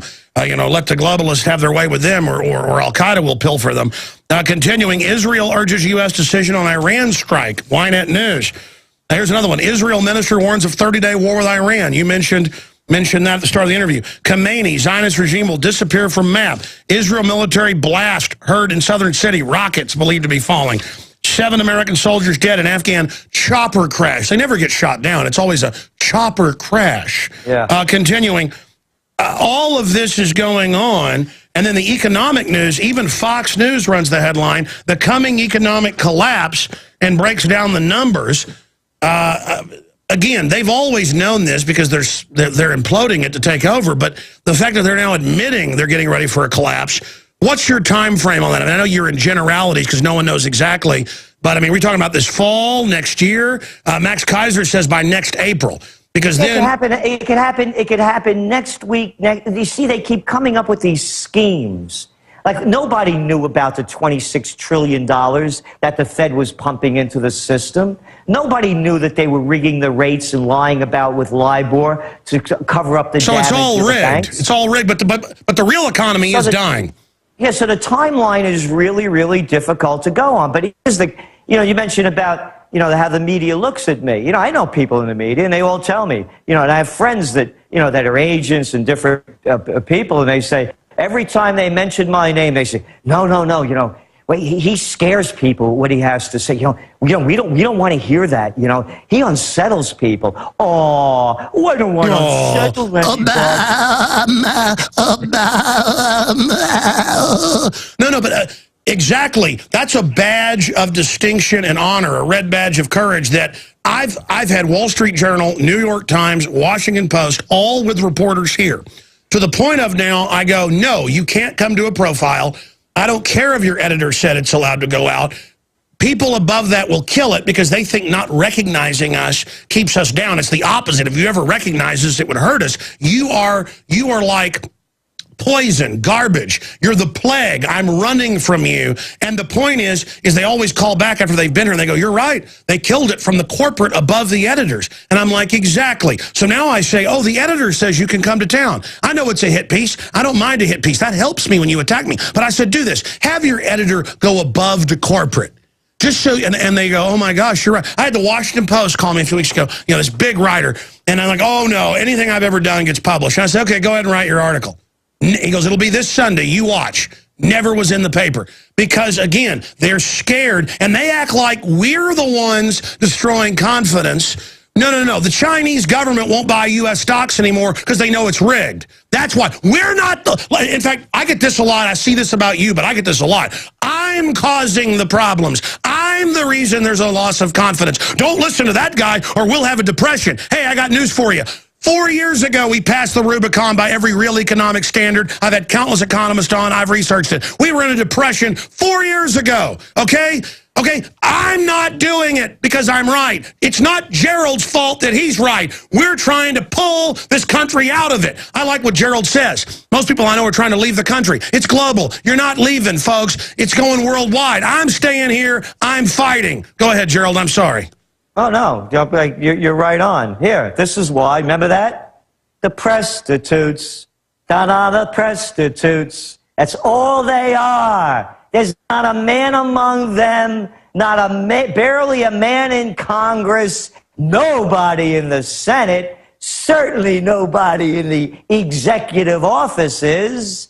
It's a freak show, and look, all right, they're going to have the presidential debates. Did you see the lineup of prostitutes that get to ask them the questions? I mean, come on. One of them's Bob Schieffer. Bob Schieffer. You know what Bob Schieffer's last question and the Bush-Kerry debate? I went berserk on it. He goes like this. He goes, you know, the three of us have something in common. We're all married to strong women. And I said, how the hell did you get into this thing? Who gives a damn? That was the last question of the debate. There are a bunch of preening peacocks on the deck of the Titanic as it's listing. We're getting in lifeboats, and they're telling us we're crazy as people are falling into the icy water. They are. It's like Rome is burning, and they're going to press dinners, preening themselves and throwing out politically correct lines about women. You know, throw a bone or something. Yeah, and you look at the list of who's asking these questions. I mean, give me a break. Hey, let's get this straight, everybody.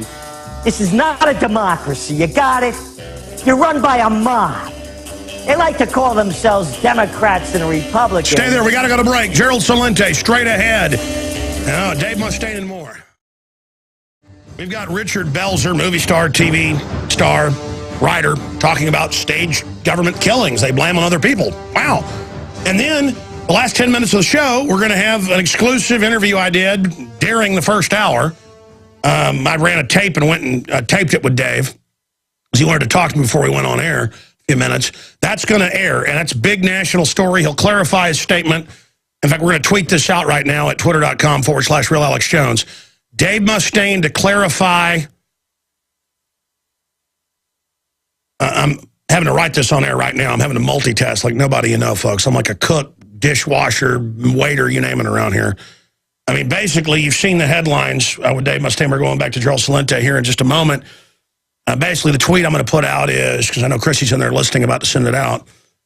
Pretty much all the tweets, I end up writing them, but sometimes I write them, like telling somebody what to tweet out.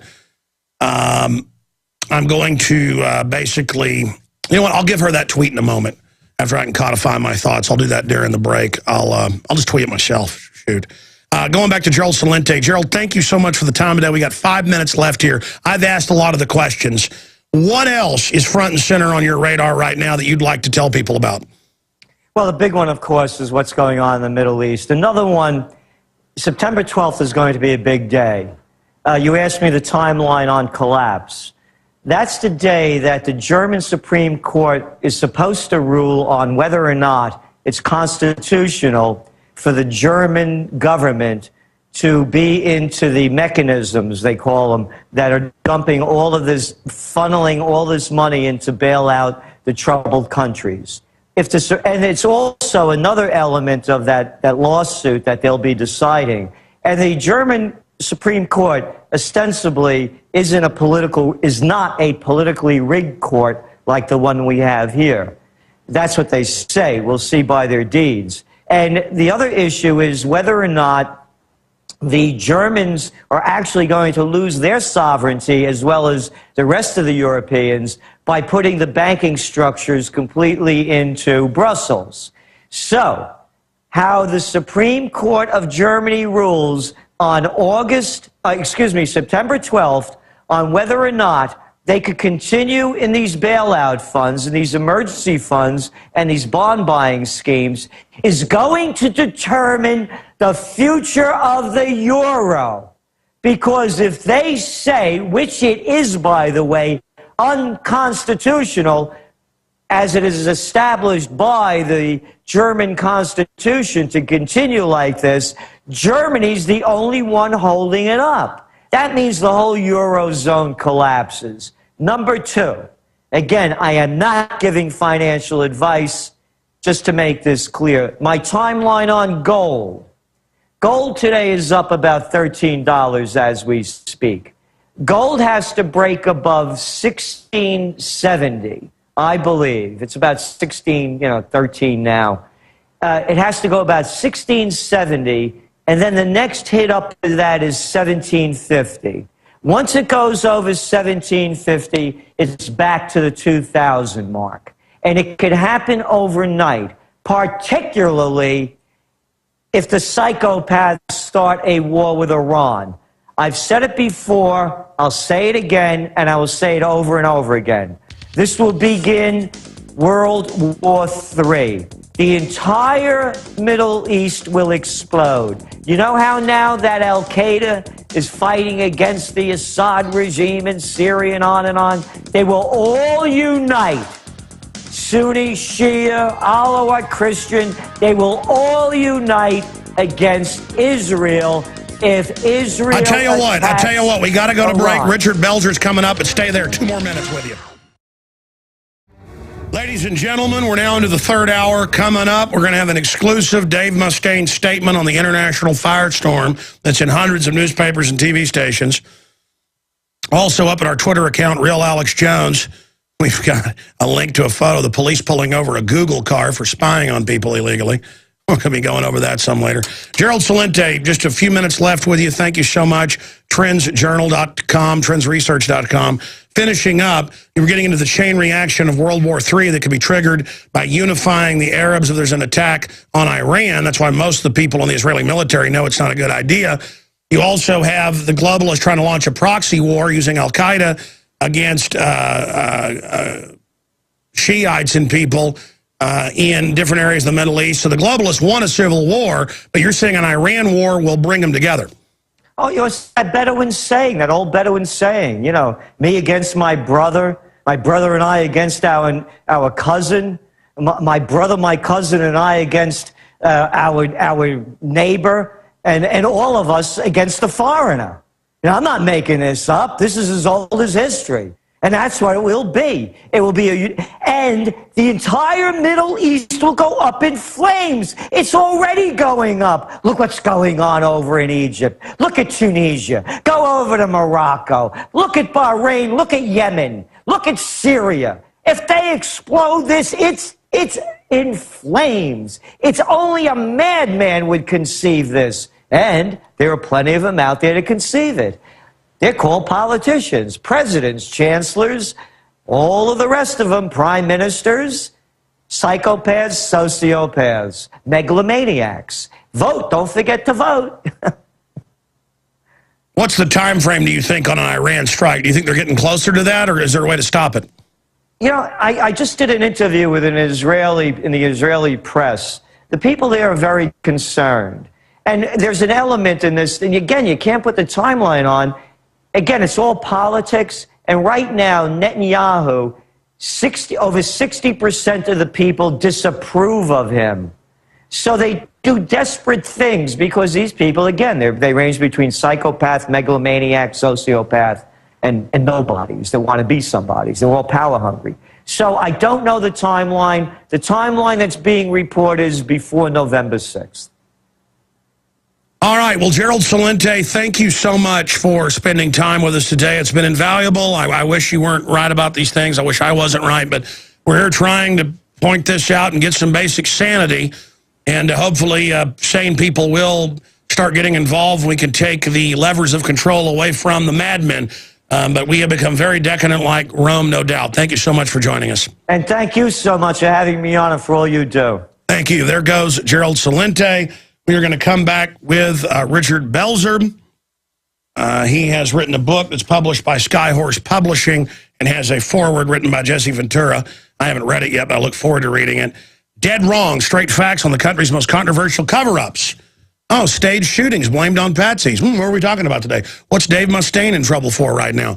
So look forward to having Richard Belzer up on the show after this break.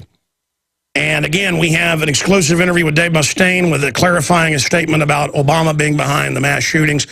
That will be coming up in the last 10 minutes, but for the next 45 minutes or so, when we come back from break, we are going to be joined by a guest exposing very similar things to what Dave Mustaine's talking about, but dealing with the killings of RFK, JFK, MLK, Marilyn Monroe, and others. It's a powerful book, and in hindsight, the evidence of staged events is extremely clear.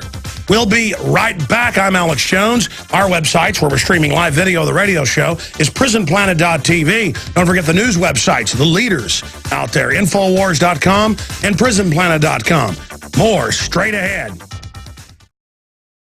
Well, I'm very excited about this interview, and hopefully it'll be the first of many. We were just talking to him during the break as he was connecting with us being video Skype, and I'm excited to hear that Richard Belzer is a listener of the show, and I count him amongst a lot of the great folks that put up with me. Now, he's written a very powerful book. I've only started reading it. I haven't read much of it because I just got it a week or so ago, and I've been very busy, but I look forward to reading the whole thing. It's been put out by Skyhorse Publishing, the same folks that put out Jesse Ventura's excellent books. And by the way, the afterword is written by Jesse Ventura. Dead wrong, straight facts on the country's most controversial cover-ups. Oh, where the government would shoot and kill and poison people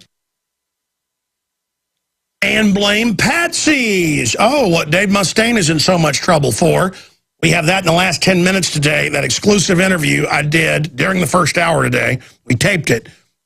It's going to go out in about 40 minutes from now.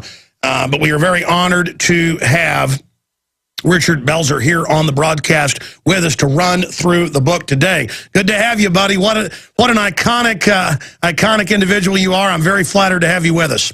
Alex, I'm so happy to be on your show. As my family can tell you, I'm a longtime listener, and your research has thrilled and astounded me for years. I mean, you're the real deal, and I love that the Infowars hook that you have, because it is information, and I like that you're not encouraging people to take up arms, although we all have the right to bear arms. You're doing great work, Alex. I know you work hard and you're tired and you try to spend time with your family, but you're on a mission, and I understand it. Believe me, I've run into some of the same things that you have run into over the years in terms of censorship and, mysterious things happening. But we're brothers now, Alex, so thank you for having me. Wow, I am blown away because obviously I've enjoyed so many of your films, the big TV shows that you're doing, including the current one. The website is ibelz.com. Is that the best website? iBelz, but Alex, if I may, belzersbook.com, because I want people to really, I feel a civic responsibility. I mean, you know Jesse very well, and you know that, both of you guys, I think we're on the same team here. We're disappointed. People say I hate America. I don't hate America. I'm disappointed in the system. And the reason I wrote this book, I've written novels, Alex, and I've written nonfiction books, but they're put in like the, entertainment section or the comedy section.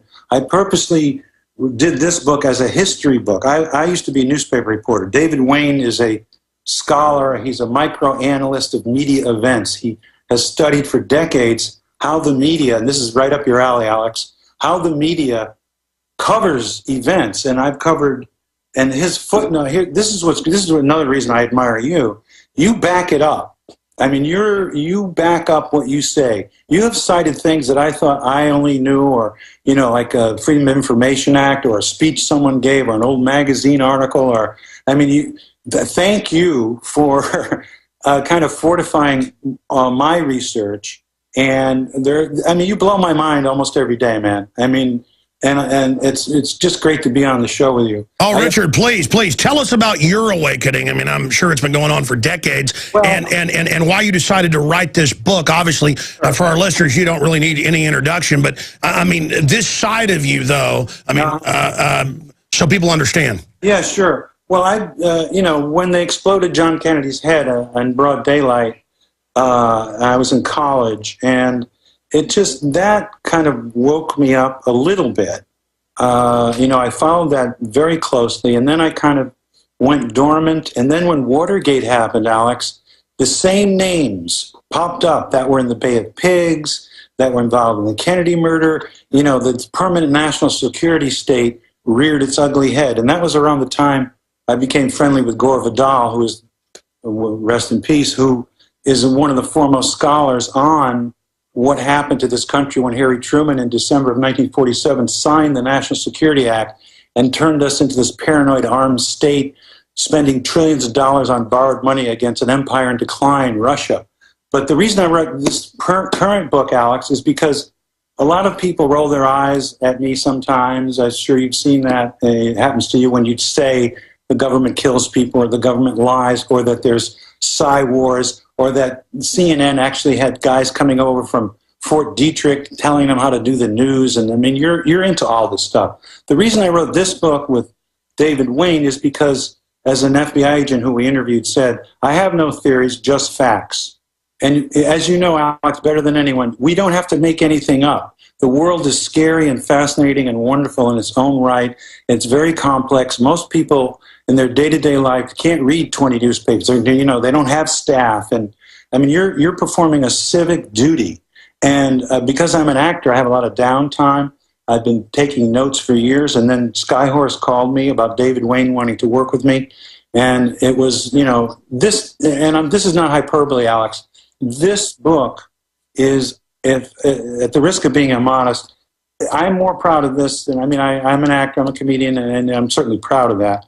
But this book means more to me than I think anything right now during this moment in history, the zeitgeist.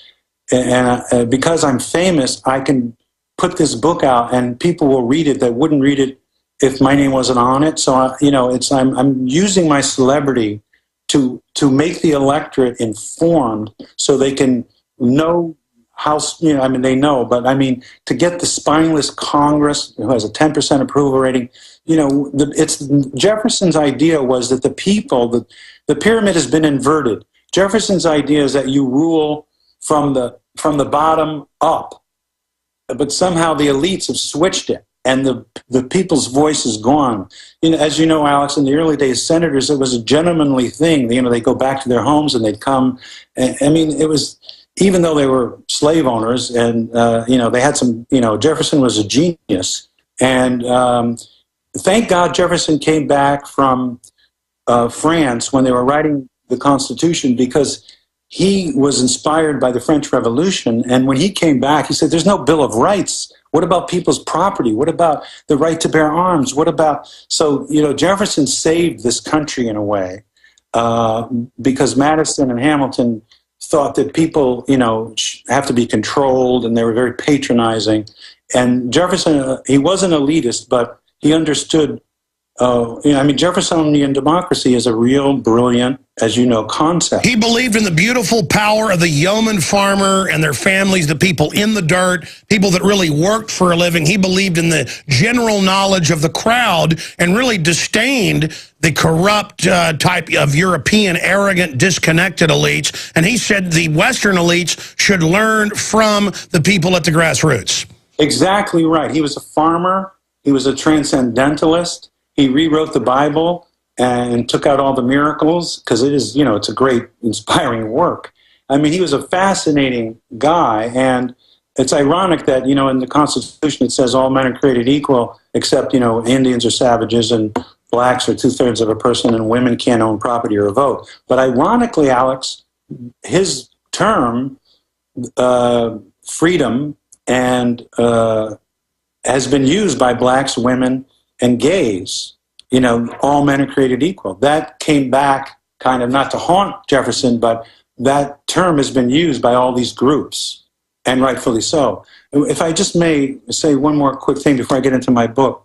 When Jefferson said, when they wrote The Pursuit of Happiness, that was not a light concept. And the government and the commons, and, we're supposed to share responsibility and share the lands. And we can develop the land, but certainly there has to be land that everyone can share, like public parks and stuff. But the whole concept of Jeffersonian democracy is that it's not the Hobbesian thing of every man for himself. And he had to fight for that. So anyway, my book is straight facts, and I must say that I thought I knew a lot about these subjects, but David Wayne really took me to school, and I was so flattered that Jesse wrote the afterword, because I'm a big fan of his books and his writing. The thing that's scary about this book, Alex, is I've done a few interviews already, and no one can punch holes in it. And that's why I wrote it, because I'm a comedian, I'm an actor. They can try to marginalize me and call me, the Jew liberal from New York, or whatever they want to call me. I don't care. My role is to use my celebrity to tell people that not only does the government have its eyes on you, they're looking at you through a telescopic sight. And, you're very much into the technology, like this computer we're on now. Even when it's off, they know where we are. Phones. I'm with my friend Chris Walken. We're doing a cooking thing for Funny or Die. And Chris's house, he doesn't have a computer or a cell phone. So dig it, Alex. He's not on any of Google's maps. Isn't that interesting? Wow. Well, I've tried to do that now at... we can't. You and I can't. We're finished. I mean, we're public now. Well, that's amazing. I want to get into the book some, because this... I'm sorry, I'm ranting. No. Are you kidding? I want to have you back next week for 2 hours if you got the time, sir. We're just flattered to have you here. And, I mean, all the points you're bringing up is bringing up so many others that I'd like to interject, but I'm the king of interrupting, so I'm kind of just sitting here and shutting up. No, you don't want to invite me to interrupt, Richard. If you do that, it's all over. But continuing here, we're about to go to break. When we come back, I want to look some at the book, because this is a coup d'etat against people and thinkers and ideas that were threatening the power structure. I mean, they assassinated a bunch of people, did it in broad daylight, and tried to cover it up, but they left their tracks. So looking at your book is a roadmap to understand our present and our future. So I want to get into the book that I can't wait to read. In fact, I got it a week and a half ago, been trying to read it. Because, you think you know all this stuff, folks. I started reading it. It reminded me of stuff I'd forgotten, but a lot of stuff I didn't know, and I was looking it up. It's Richard Belzer's new book, Dead Wrong, Straight Facts on the Country's Most Controversial Cover-Ups, available in bookstores everywhere and at InfoWarsShop.com, and also at his websites. We'll give you when we come back. Stay with us. Well, I feel like I should say more cowbell here right now. We have Richard on the line with us. He's the author of Dead Wrong, Richard Belzer, TV, movie star, you name it, author, comedian. And then he said, I'm here at Christopher Walken's house, and he was talking about how he didn't have a bunch of computers and phones spying on him, and suddenly Christopher Walken is on our Skype video feed. Let's bring him up right now. Oh, my. I had to drag him out of bed. That's how much he likes me. Richard and I are cooking. Yes. And we're writing a book. Right, and we're doing a movie called The Nose of the River. We're teasing, but we're filming this cooking thing for Funny or Die. So Chris took a picture of my nose, and I took a picture of his nose, and we're going to release that as a short film, and hopefully get an Oscar. You took a snapshot of my nose, but I took a movie. A 4-second movie of my nose. It's going to be great. People want to know what celebrities do, Alex. We're not that mysterious. But we also made a chicken. We made chicken. We made what else? Sweet potatoes. He made chicken with sweet potatoes, onion, cooked pears, and the orange seafood melange. He's a great cook, and I just made the salad. The orange melange. Brajol. The orange melange. What's the name of that dish that you made? The French name. The seafood. Orange, the scallop orange melange. A la Walken. Yes. Alex, you ever come to New York? I do come occasionally. Why? Please call us when you come to town. But Richard made a terrific arugula salad with brajol. Brajola, heirloom tomatoes, shaved Parmesan. 2 kinds of oil, sunflower and olive oil, and a little salt. And we had a little red wine. That sounds good. Yeah, Chris is a gourmet. What's your favorite type of red wine, Mr. Walken? French. I hear you. We like the heavy reds. Oh, wow. Mr. Walken, we are learning Mr. Belzer's views on the world. Richard and Chris. Chris, what is your view on what's happening in the world right now with the TSA and the groping and the surveillance grid? I was hearing that you don't have all the little spy gadgets in your house. I envy that.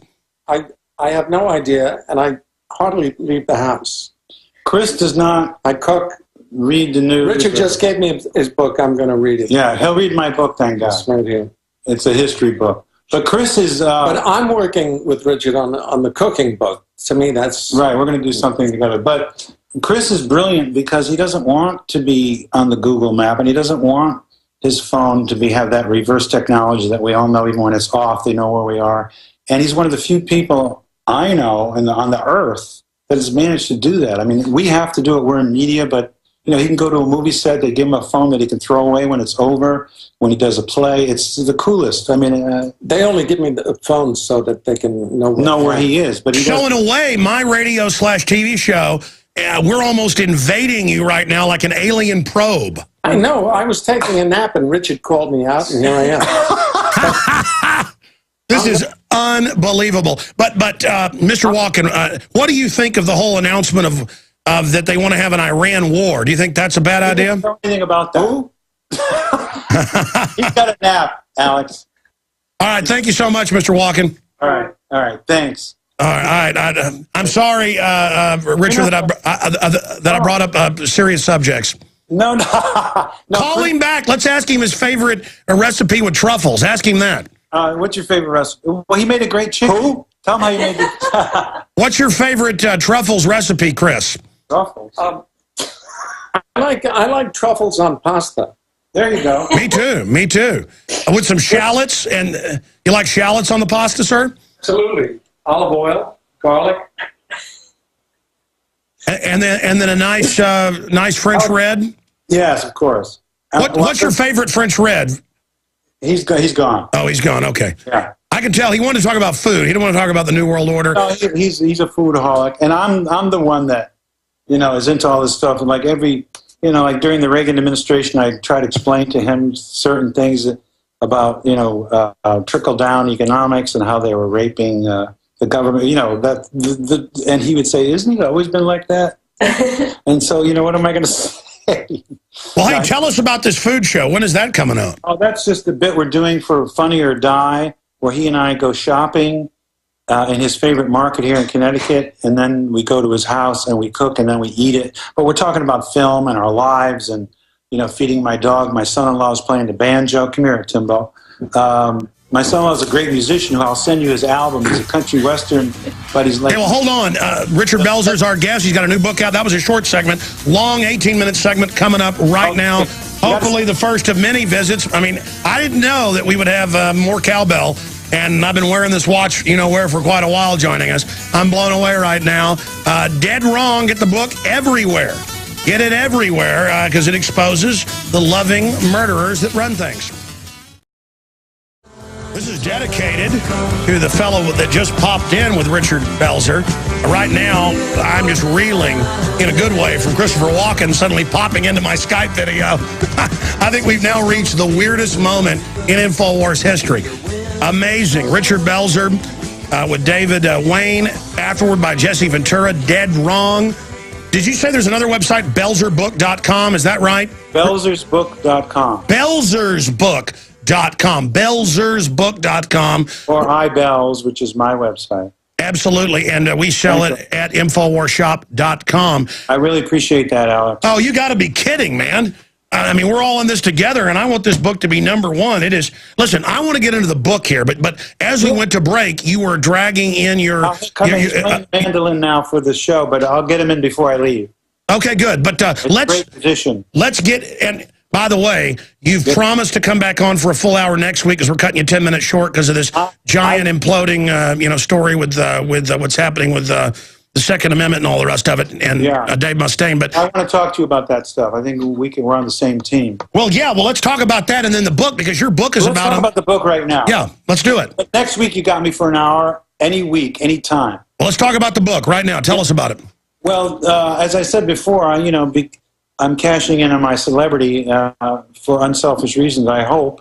I used to be a newspaper reporter. I've taught school. I've had all kinds of jobs. And my father, when I was born, we were in the ghetto, what we would call a government project. We literally were on the wrong side of the tracks. The train went by our building. And then my dad borrowed money from my mom's father and started a little business. And then we moved to a 3-family house. Then we bought a ranch house. So it's like I've lived the American dream without kind of being able to articulate it. And now that I'm older, I really love this country. I really, I know a lot of people in Washington. I know a lot of, I can't drop names, but believe me, Alex, I know some really heavy people, some people who are a part of the dark force.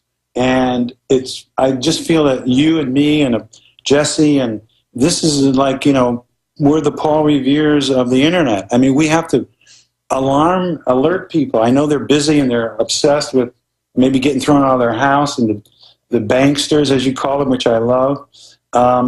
Did you ever see the documentary Cywar, Alex? Well, expand on that briefly. There's a documentary by an English documentary that is one of the most amazing things, and it's like, I think it's only a year or two old. You just go on YouTube and put in Cywar, one word, full movie. Sure, well, I know what psychological warfare is. I think I've heard of that movie. Tell me about it. This movie talks about the invention of public relations in 1914 when the Rockefellers... Oh, yeah, Edward Bernays. Yeah. Well, they talk about him, and they talk about how he and his minions figured out that propaganda can be used to sell products. And Bernays was Freud's nephew. So he used psychological insight to manipulate humanity because he, like a lot of elites, look down upon us. They look down upon the people. They think that we're, we need to be controlled. And it's disgusting, but mark that, have your people mark that down. That's a must for you, man. I'm telling you, you're going to go crazy. The footage is astounding. There's a guy at the BBC who they gave permission to go into their archives and do anything he wanted. But and he found the most amazing footage. Anyway, the reason I'm going on about it is because it's right up our alley, and this timing now, the zeitgeist. I think, I agree with you that we're finally, I say that George Orwell was kind of wrong because 1984 goes both ways. They can see us, but we can see them now.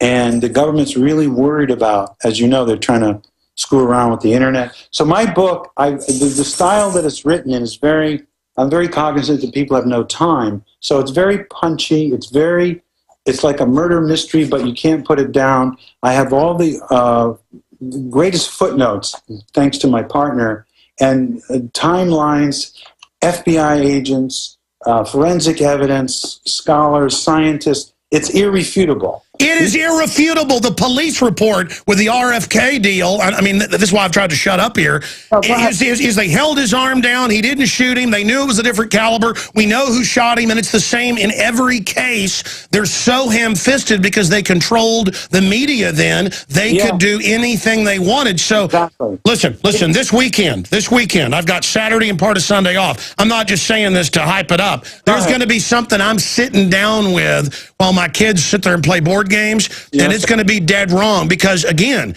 as I said, I started reading just the first chapter. It is very well written and incredibly researched. Everybody has got to read Dead Wrong. Thank you, Alex. It's going to blow your mind, and I don't use that term lightly. The reaction to the book has fortunately been quite amazing, and I think with your help, we can build on this momentum and get. And David Wayne and I are writing another book called Hit List about all the people that died after Kennedy's murder. So we're gonna keep doing books. But the style of this book it's incredible. I'm not I have to sell it, but it really is very readable. And I've read it a lot, obviously, but the way it's laid out, as you know, Alex, we just show the official verdict, the actual circumstances, then inconsistencies, and then we break it down. And it was really uncanny because David Wayne and I, we have a similar writing style. So it was like the gods smiled on us or something when we talk on the phone or he emails me, his sense of humor, his writing style. No, you guys clicked. I mean, people that are into truth and liberty and freedom, it just clicks. Yeah, that's exactly right. And he was quoting one of my quotes from a book before he ever met me, that he was signing off all his letters with my quote, which was, 90% of the people in the United States believe that John Kennedy was killed by a conspiracy. The other 10% work for the government or the media. No. I mean, it's no joke, but you know. No. But you're absolutely right. I've done an index of polls over 90%. Over 90, usually about 91, 92, in scientific polls, don't believe it. And then the tiny media elite in government, 8% points at us from their Byzantine hill and tell us we're freaks because we live in reality. Yeah, well, you know what, Alex? I am sick of that. And I told I did a bunch of radio interviews today, local stuff. And I have no tolerance now for marginalizing this information, and that's why I feel the book is so bulletproof, because no one can refute anything in the book, and I'm so proud of that, and it took us a long time, but that's why I'm going around ranting like I am, and because it's, your term Infowars, I mean, it's so important, and the book, Marilyn Monroe, for instance, I think we have 59 pages on her. A lot of people don't know the details of that. It's fascinating what was going on in her life. She didn't commit suicide. She was murdered. The first cop on the scene who we interviewed said, as soon as he walked in the door, he said, staged murder. Like the cops on the scene, that's who we talked to. Forensics, guys that were told to lie about Marilyn's death, guys that were told to lie about, Thane Caesar, right? I mean, Bobby Kennedy had powder burns on his hair. Sirhan was 10 feet away with Rosie Greer and George Plimpton grabbing his arm. He had an 8-shot pistol. There were 14 bullets in that pantry, as you know. And none of, the bullet in Bobby wasn't the same as Sirhan. And Sirhan, I don't know if you know this, Al, but Sirhan was a hypnotic subject, which but someone found in hypnosis and in the CIA, they call it the key. You can get a hypnotic subject to reveal what happened to them. Usually they're programmed to forget. They commit a crime and then they're touched or whatever and they forget. But there's a tape of a guy breaking down Sirhan, and it's absolutely chilling. And but this book is just, like Dr. King was clear. James Earl Ray never fired a shot. The only reason he pleaded guilty was so they wouldn't fry him. Dr. King's family believes him that he wasn't guilty.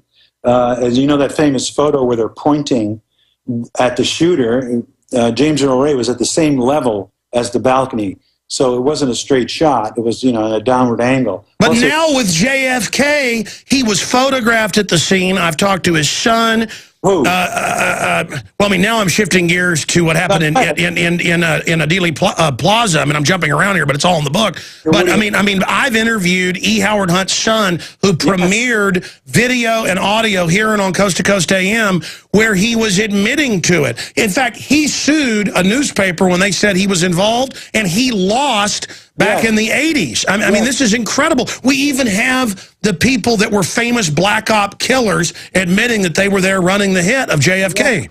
Yeah, that's true. And, he had an ear surgery, Hunt. Yeah. His ears stood out so much. He may have been one of the tramps, or he was definitely there.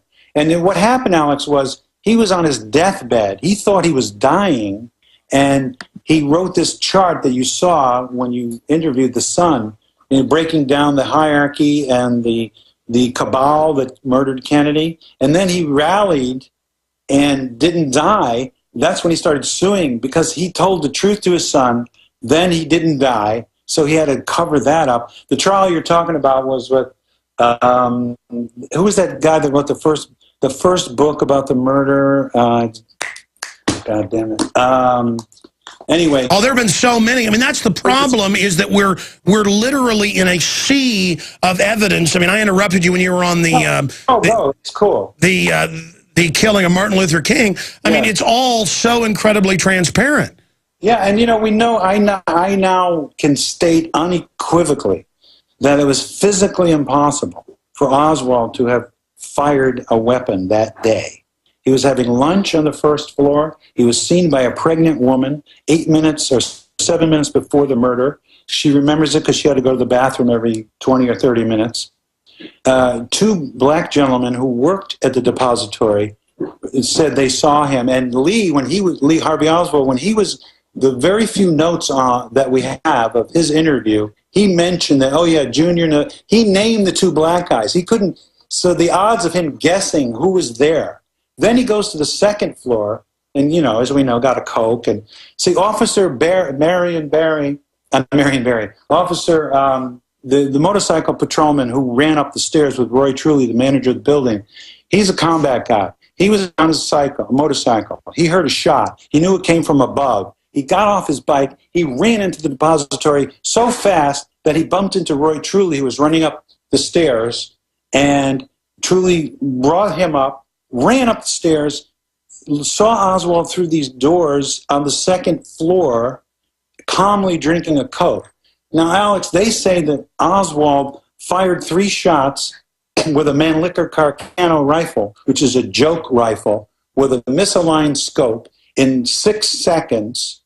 As you know, and Jesse proved this, when you sight a bolt-action rifle, you have to drop it to pull the bolt and then re-sight.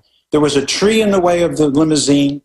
No shooter ever shoots anybody going away. The first shot missed. That was the warning. But like you said, they write all these 8,000-page debunker books. They could have 20 chimpanzees in a room typing. It's all, I mean, hundreds of witnesses, hundreds saw the smoke and shooting and guys with rifles, and then the hundreds of deaths and people being killed and his head blowing up and the photos and the brain disappearing. And I interviewed the head of the funeral home when the feds came in to put the ink on Oswald's hand and put it on there. And then he was coming back to do another interview, and guys ran him off the road at 90-something years old, and, well, he couldn't do the interview. Yeah, I know that story. And, you know, they found fingerprints on those boxes in the so-called sniper's nest.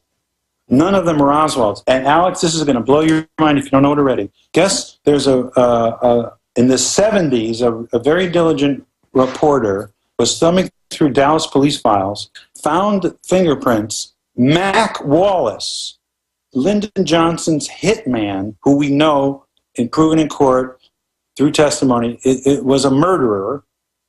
His fingerprints were on the box in the 6th floor. I don't know what that means, but I don't think Johnson ordered it. I think he was told, but we'll talk about that when we have more time. The details of that. But, you know, Mac Wallace's prints are on the box.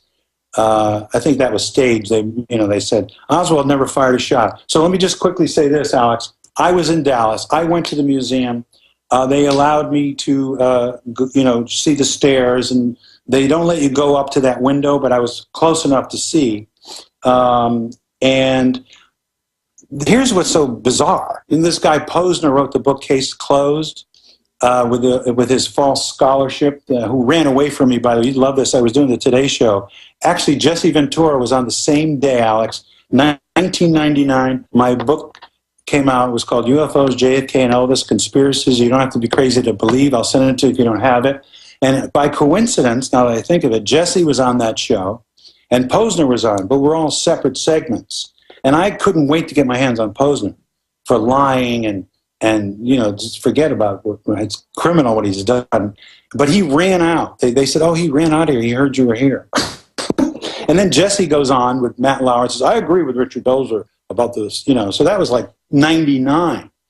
Anyway, I'm rambling, but so let me just go through this because this is key.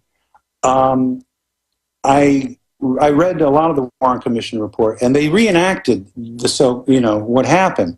And they had the Officer Marion, excuse me, his last name, Patrolman Marion, reenact it, but they slowed him down, Alex. They made him do it slower than he actually did it. So keep this in mind. Then they had an FBI guy play Oswald, and they say that Oswald fired the shots, ran in a straight line across the 6th floor, and wedged the rifle behind a stack of books. Okay, right there. It wasn't a straight line, because there were books that he would have had to zigzag. We're talking about seconds that it would take.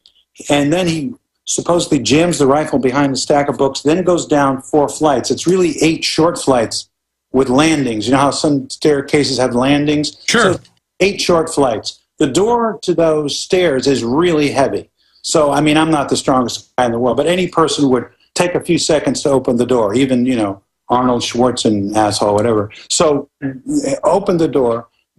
And then go down the 4 flights or 8, go to the Coke machine, open it, and start sipping it. They said he did that all in 90 or 95 seconds. Now, according to the reenactment. But in reality, it would have to have been 60 seconds, 58 to 65 seconds. Therefore, physically impossible. Even if he did fire a shot from that window, which he didn't, it would be physically impossible for him to have gotten down the stairs, not be out of breath, open a Coke, open that heavy door, jam the rifle behind there, dodge all these stacks of books. I mean, what pisses me off, Alex, pardon my French, the utter contempt that the elites have for us. Richard Belzer, this has been one of the most amazing interviews ever, not just your info, but Christopher Walken popping in. Promise me you'll come on next Monday or Tuesday for an hour and a half. We're going to set it up right now. Thank you so much. The book is dead wrong. We've just scratched the surface. Next time he joins us, I would have read the whole book. We're going to see you next Monday or Tuesday, okay? All right, thank you, my friend. I appreciate it. No, you're awesome. Stay there. I want to talk to you here in just a moment. All right, stay safe.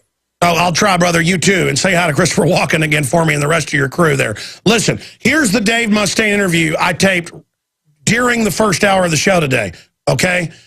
This is Dave Mustaine, his official response to the international firestorm over him saying, hey, they staged Fast and Furious, they could have staged some of the other shootings, which had all the evidence of other shooters. The media is ignoring that. We're going to put together a whole article breaking it down, but here's what Dave Mustaine had to say. Here is his response, premiering here on the syndicated radio transmission. Even if you don't agree with Dave, I agree with him. You've got to admire his courage, just like the courage of our last guest here, because we know the system lies to us. We'd be idiots to trust everything they have to say. Here is his response. And joining us on the phone line is the founder of Megadeth, Dave Mustaine. He wants to clarify and respond to the huge international story that has broken in the last 24 hours concerning his comments taken out of context at an overseas concert concerning the tragic shootings in the last month here in the United States. Dave, thanks for being with us. You're welcome, Alex. It's good to be with you. Dave, they are certainly attacking the First Amendment and trying to basically twist what you've said from a concert. What did you really mean by what you said, Dave? Well, look, first off, it's good to be with you, Alex. And to clarify things, no one can deny that there were criminal rogues in the administration, and CBS News got the memos, Congress has the information, and basically Larry Pratt, the head of Gun Owners of America, who's a highly respected person, said that if they would stage Fast and Furious, they'd be capable of staging anything, and it was all done to blame the Second Amendment. We'd be fools not to look at this.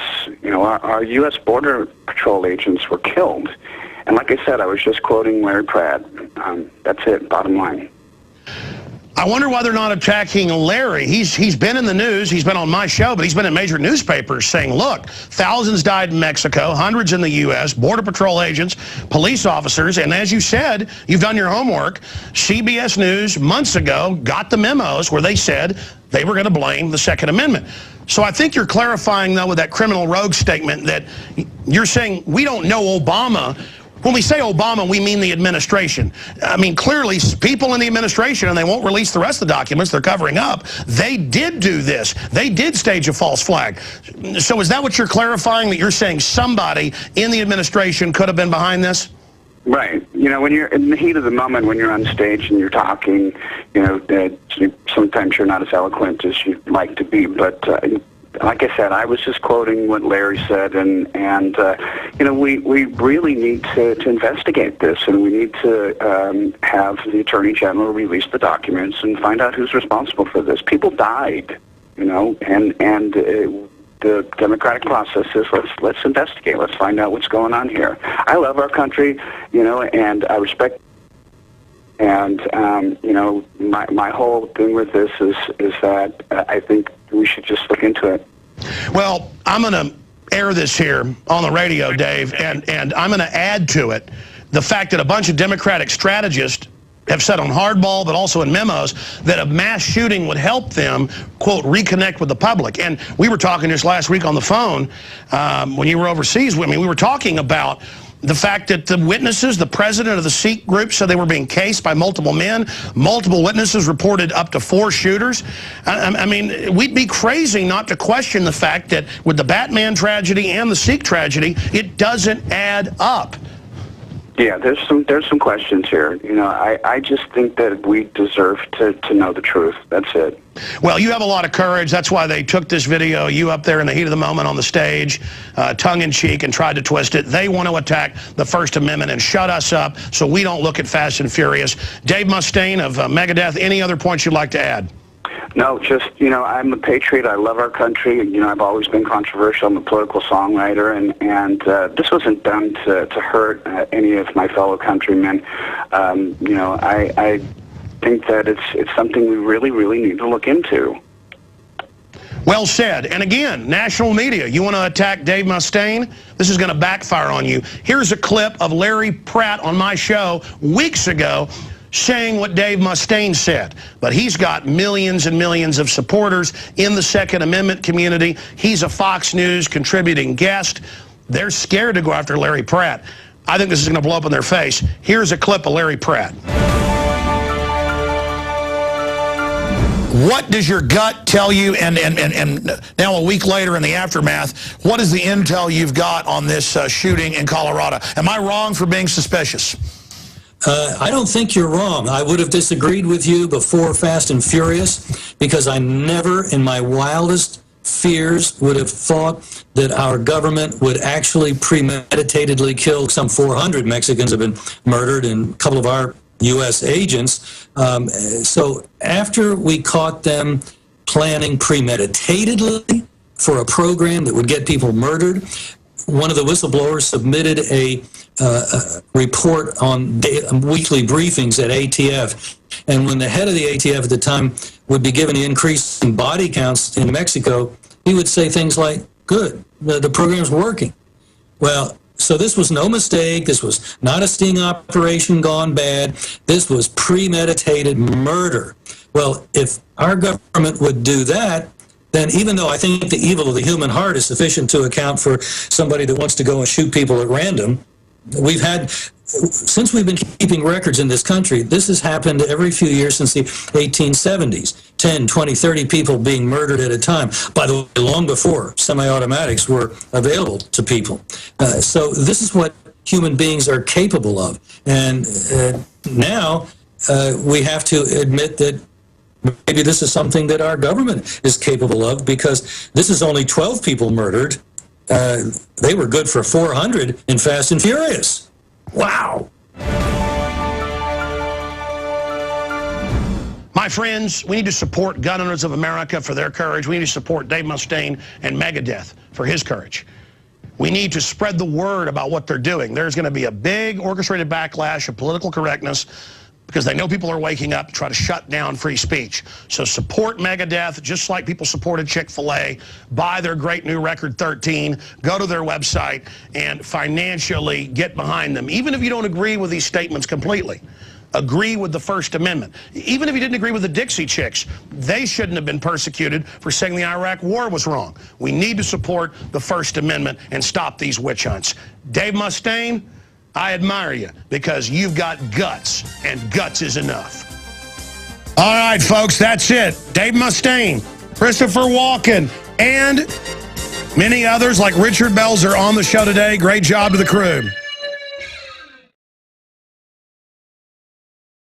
To say it was a giant pump and dump scam with the whole media getting behind how great it was to sucker what they see as the idiot public. I'm going to tell you a brief story. I'm going to come back and go to news. I went yesterday, I took my son to work. I promised to take him to Barton Springs. Hadn't been there in about a year. It seems like the Caribbean. Big spring-fed pool by the river. I mean, we're talking 2-foot-long bass, foot-long perch, just ultra gorgeous. I go there. I walk up, and the women are all standing there in line to pay to get in the city park, taking their time, acting weird, acting all neurotic with their kids. And I'm like, man, because this is liberals. There are a lot of good people there as well, but they're not even liberals. They call themselves liberals, just really neurotic, screwed up people that never live in the real world and are just really have problems. I'll have to go to break and finish the story. And I watched the young lady behind the counter. There's like 20 people in front of me. And I'm sitting there watching. It kind of turns catty corner and I'm able to see. I'm sitting there watching, people watching, anthropology, sociology, psychology study. And I'm watching people say, thank you, when she hands them their change bag. And I go up there and I said, hey, how you doing today? Doesn't say anything. Well, I'll tell you the rest of the story when we get back. But this is the future man of the globalists have their way. Mind-dead jellyfish. Monday through Friday, 12 noon to 3 p.m. Eastern. Back Sundays, 4 to 6 p.m. Nightly news, 7 o'clock Central. Streams out live to everybody. And I just learned that for a while, they've not been restreaming, and it just goes right to archive after it airs once, a lot of times live. No, we're going to keep restreaming the nightly news now for those of you that like the streams rather than waiting for a download. So that is back in effect there for people over at prisonplanet.tv. Again, I want in a few minutes to re-air this. I aired this last week. The video is up at Infowars.com and prisonplanet.com. I'm going to have one of the webmasters add Full Spectrum Evil, breaking down how the globalists manipulate countries and nations and religious groups against each other as divide and conquer. I'm going to air this again today ahead of Gerald Celente joining us. And then we're also going to have Richard Belzer on, who wrote Dead Wrong, Straight Facts on the country's most controversial cover-ups, where they staged shootings of RFK, JFK, the injection murder of Marilyn Monroe, and the shooting killing of Martin Luther King. We sell it at InfoWarsShop.com, but the movie star and TV host, TV star, will be joining us, scheduled coming up in the third hour today. Dave Mustaine is locked and loaded to tape an interview with me today because he's in recording studio right now, and he's pretty professional. He just does everything in the order he said he would. I was set to go to a meeting after 2 that I can't really miss. I don't know what we're going to do with that. Just so happens I happen to have a recording, though, of Dave saying what's all in the news right now that I never aired. I told people he said some controversial stuff, and he wanted to air it, and I said, you know what? I said, they're going to spin this against you, and even though you'll come out good on the end, I'm tired of my show being places where my friends get attacked. I learned my lesson with Charlie Sheen. Again, huge attention for this show. Instead of 1 million visitors a day on InfoWars, try 5 million for about a week. But it's my friends. And I don't want to see them have problems. I mean, I'm here to say it's an inside job. All the evidence points towards it. And I mean, I'm kind of the kamikaze. But Dave's done it. You know, Dave wanted to say it, so he said it. He said it more cogently because he was on stage there and more focused on the show. So I pretty much already been given the green light to play it so he can clarify. Said it a few weeks ago, but clarified now what he said a few days ago with a tape. But I figure I might just get him on instead. So who knows? Maybe at the end of the Belzer interview, Mustaine may pop in or something. He's got a break then. But we're working on all that right now. It is a big national news story. It is in hundreds of publications right now. And we have an Infowars.com article, Dave Mustaine, Obama staged Batman massacre like Fast and Furious down at the border. Well, really what he's saying is he thinks they may have, and that if you're already known for doing stuff like this, you got to be a chief suspect when you have all the telltale signs of people saying multiple. Why we, when there's motive, when there's the telltale signs, why we look at the usual suspects who've been caught doing this stuff before. So that's all coming up. Guys, I don't seem to have any news on the Dave Mustaine thing. There's hundreds of articles. Just type in Dave Mustaine, click news, and print me a bunch of articles on that. Thank you. We have Gerald Celente on this Thursday edition, joining us in T-minus 53 minutes from now. Then we have TV host, big-time actor, and author Richard Belzer, who's written a new book dealing with government staging mass shootings and assassinations and blaming it on their political enemies. Dead Wrong's the book by Skyhorse Publishing, forward by Jesse Ventura. Nice timing. We've had this set up for 2 weeks to have him on. As I know you've probably noticed, it's on every TV station out there that I've seen. Local radio is covering it, national radio. You name it, it's being covered. Hundreds of newspapers. Dave Mustaine was in Asia a few days ago. He's now back in California formerly of Metallica, of course, founder of Megadeth. And Dave Mustaine talked about the fact that he thinks Obama may have staged the shootings to get our guns and bring in a police state in Aurora and in Wisconsin. So in Colorado and there. And it's a big national story right now. Also, the writing's on the wall. They're getting ready to dump Biden right now because of his thing about black people are going to be put back in chains if Romney gets elected. So that's big news. That's coming up. But Dave and I were talking yesterday about it. Dave called me right before the show started, and he's writing up a statement, and we're going to release it at Infowars.com in the next hour or so. Also, I'm not sure if Dave wants to release it, but we have, we did a recording as well with him basically just saying, look, if they'd stage Fast and Furious, they'd say anything. Same thing Larry Pratt said. So that's all a clarification. It is a big story. They're scared of this. If people just stop buying whatever the system says, it's over. Their little game is over. And they don't like it. And love Dave or hate Dave, I know him personally now for about 5 years. And he stayed at my house quite a few times, family, friends with him. I can tell you right now, he's the real deal. He's a real guy, and he's really starting to wake up to the full big picture of what's going on. So this is a big story, and again, he's got commitments. He's recording right now. Just dropped his daughter off at school. He is recording right now for the next 4 or 5 hours, but after the show today, we'll probably do a taping. I'm scheduled to take my children somewhere and then come back tonight. But whatever has to happen, we'll get that out for you today. And there'll be a statement coming up very, very soon here. Huge economic news, giant news on the WikiLeaks front. The attack on the Family Research Council not being called terrorism. Obama isn't making statements on somebody saying he was mad about Chick-fil-A and Christians. So he went in there and shot some people. And I guess it's a big celebration. So there you go. Of course, people with guns were able to stop him. Continuing, we're going to be looking at all of that and some big federal court rulings. Warrantless cell phone tracking is illegal, federal court rules. Now, I wanted to air this yesterday, but the show just got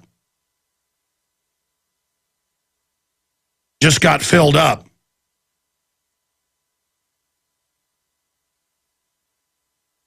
But we're going to air this now. This is Paul Watson's breakdown of parallels between our society and Rome. And so we're going to air this piece from Infowars Nightly News a few nights ago, and then we're going to go to break and come back and get into all of the incredible news. I'm Alex Jones. Here is an excerpt of Paul Joseph Watson on Infowars Nightly News, the parallels, again, between our republic turned into an empire and the same thing that happened to the Roman Empire. This is key information. Stay with us. Rome burned, will we? And this is an article I put together with Alex Jones. As America's engineered economic implosion accelerates, the parallels with how the Roman Empire fell are staggering. America is now ruled by a gaggle of completely corrupt financial terrorists who will stop at nothing to hollow out the country in pursuit of their own maniacal and selfish gain. This precisely parallels Rome's rapacious ruling emperors and senators of the 5th century who were so obsessed with seizing wealth and control. Reports, but it's now well below 50%. What a giant scam, really. Run by a guy that calls his users that trust him dumb bleepers. And a group that wants you to face scan to buy and sell and uses all the data on you. And it's hooked into the globalist. That's why not this year, not 2012, but 2011 in St. Moritz, Switzerland, our reporters, Paul Watson and Aaron Dykes, were there. And it was Facebook people and Google crawling all over it. AP reports Facebook stock plunged to a new low Thursday after the expiration of a ban that had prevented some were allowed to, investors and insiders from dumping millions of additional shares they own in the social networking leader. Firms ranging from Accel Partners to Goldman Sachs and others Peter Thiel, he was at Bilderberg, and Reid Hoffman were among those free to sell stock they own after the lifting of a ban known as a lock-up period. That was after the, quote, trouble the first few days as they were dumping. If many of them took advantage of that, Facebook stock could decline because the market would be flooded with nearly 2/3 more shares. So it is making its race towards the toilet bowl right now. And it's all a big joke to them. It's all funny. It's all real. It's funny to them they put fluoride in your water to brain damage you. Like right here in Austin, our mayor, I've been there. He laughs at scientists, you name it. He'll laugh at Harvard studies about brain damage, cancer. It's all funny. It's just like, you don't seem to understand. We know. You don't seem to get it. We enjoy it. So sit there and die, my little minions. It's all funny how they kill us. It's all funny how they rape and rob us. It's all funny until the giant awakens. But it's not hard to see for miles and miles if you're not naive. And if you've studied history, you can see for miles and miles and miles and miles. And it's our goal to get you to where you can see for miles and miles and miles, politically, economically, spiritually. Humans only live 75 years on average. In the last 6,000 years of recorded history, there's only been 60 generations. We're starting the 61st generation right now. A little more than 60 generations in recorded history. Humans always think they're smart, especially criminals. They think they got it all figured out. They have intelligence but not wisdom. And they don't see what they create. They don't see their own megalomania. They're not humble. They think they're winning. If cancer had a consciousness, as I've said 1,000 times, it would think it was winning. It's not winning, it's destroying. As Max Kaiser said, who's joining us tomorrow, they're programmed to take it all. And when I've seen countless staged shootings, mass shootings, murders, terrorist attacks by every major government in the world in the last 100 years over and over again, from the czars to the Nazis to our government to the British government to Israel to the Arab governments, this is one of the oldest tricks in the book. And we have staged shootings of RFK, and the list goes on and on. Of course we look at more modern events that have perfect timing with a bunch of anti-gun bills and UN treaties that have all the telltale signs. Of course we look at it and say, number one suspect is who's done this before. And only the naivete of the general public, not knowing from historical experience and research, only the naivete allows this to happen. Dave Mustaine's being attacked all over right now, and he's happy with that. Or talking about the fact that he thinks Obama's people have a hand in staging the shootings. They're the prime suspects. Now, why is that? Well, I mean, if they've been caught shipping guns into Mexico to kill thousands, as Larry Pratt has said, they've got to be looked at for staging these when it has all the telltale signs and the timing. And the fact that this is out there is going to backfire on the establishment. They think they're going to demonize this idea. Everybody I know is going, oh, yeah, that does make sense. Because we know you're a pack of criminal liars. I didn't have to see for miles and miles and over the political horizon to know that Facebook was way overvalued, probably 10 times in its public offering, its initial public offering. That they ended up destroying their own culture, their own country, and the whole empire in the process. So basically this is mainly about the planned financial implosion with, of course, the so-called stress tests on the banks coming up. The banks are being told by the Federal Reserve, prepare for a collapse and the government's not going to help you. But it's also about the innumerable similarities that 21st century America shares with the Roman Empire. And it's just amazing how close they parallel, how close they match up. You know, we've got the United States with troops stationed in some 130 countries now, outstripping anything the Romans ever had in terms of occupation. But, of course, sharing the same impossible task of maintaining such a sprawling empire when the US can't afford it. It's gone bankrupt, 16 trillion in debt. Meanwhile, we've got the ruling greedy elite centralizing power and wealth, capitalizing, hijacking the very financial crisis they created to do so, just as the Roman emperors and senators did back in the empire. And also, of course, record numbers of Americans, about a third of the whole population, on some form of government welfare.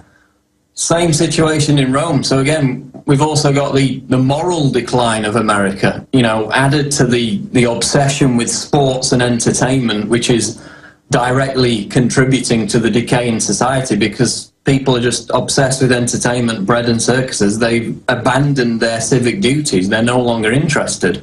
Same thing happened in Rome, almost exactly the same thing. That's, of course, where the phrase bread and circuses came from. There's actually a poem or a quote in this article written by the poet Juvenal from 100 AD. He was talking about Rome at the time, and he wrote about how people had sacrificed their involvement in real affairs, which directly impacted their lives, and substituted them for bread and circuses. Exactly the same thing happening in America today.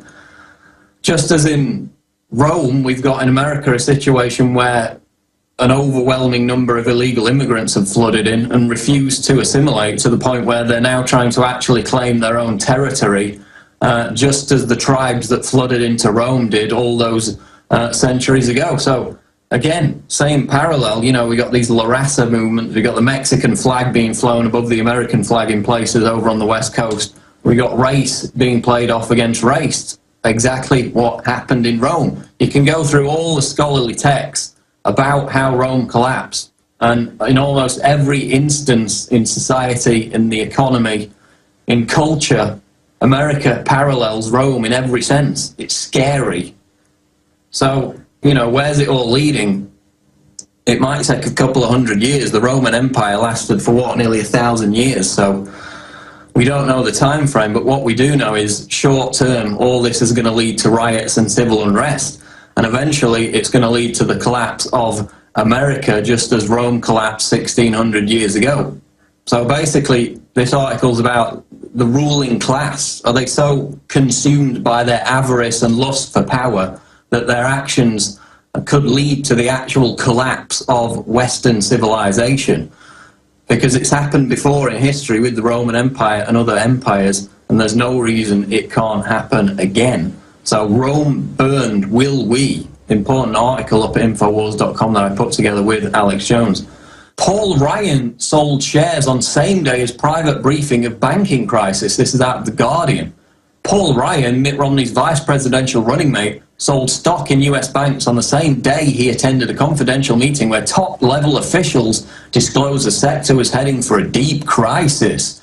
The congressman on Monday denied profiting from information gleaned from the meeting on 18 September 2008, when Federal Reserve Chairman Ben Bernanke, then Treasury Secretary Hank Paulson, and others outlined their fears for the banking sector. His office said he had no control over the trades. Public records show that on the same day as the meeting, Ryan sold stock in troubled banks, including Wachovia and Citigroup, and bought shares in Goldman Sachs, Paulson's old employer, and a bank that had been disclosed to be stronger than many of its rivals. The sale was not illegal at the time. So, what a surprise. Yet another compromised politician who's now going to be Mitt Romney's running mate.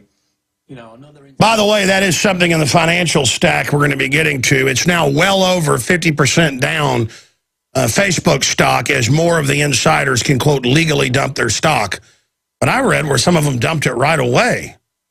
But now they're saying they weren't allowed to dump it till now. So I'll have to research those conflicts.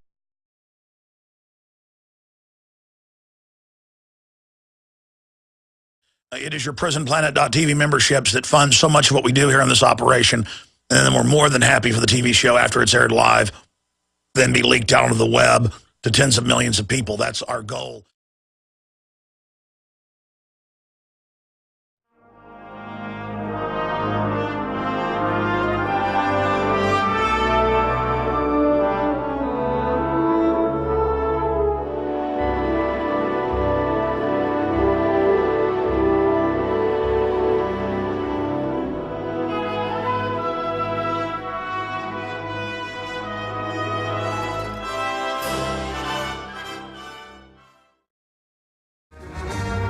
right, ladies and gentlemen, I just got off the phone with Dave Mustaine literally 20 seconds ago. And so I'm going to have to just give these directives here to my folks live on air. Come on in. I need to talk to you as soon as we go to break because Dave Mustaine is going to put a statement out through us. I didn't really press him to do that. He just wants to put a statement out through us. I'm sure you've seen the 500 articles, ABC, CBS, everything, New York Daily News about his comments over in Asia. He got back a couple days ago to the U.S. About the shootings could be staged by Obama. And they're taking them out of context and making a big deal out of it. So we need to get that clip because it was you put together that radio interview, right? And, you know, the clip I didn't put out just because I didn't want to, even though it had been that big national news, I just kind of made that decision myself. If I do anything, I hold back sometimes. People think I exaggerate. Get that clip ready. And I've got to, I've been talking to Dave. He's going to send me his statement. So get Watson on the horn so that we can put his statement into a blurb and then put under it the Larry Pratt thing. Because, you know, Larry Pratt, head of the second biggest gun group in the country, who's never talked like us, said, yeah, if they'd stage Fast and Furious as a false flag, they'd stage these. And you've got, you know, that's what Dave's saying is, you know, they took him on stage and kind of edited it out of context, and he just wants to be clear. In fact, we got 2 guests coming up today, and Dave's got some recording stuff that was already set, so he has to go in and do that. But then he's probably going to be on later after the show today. We'll have that for the nightly news. But right now, we just want to get this statement out.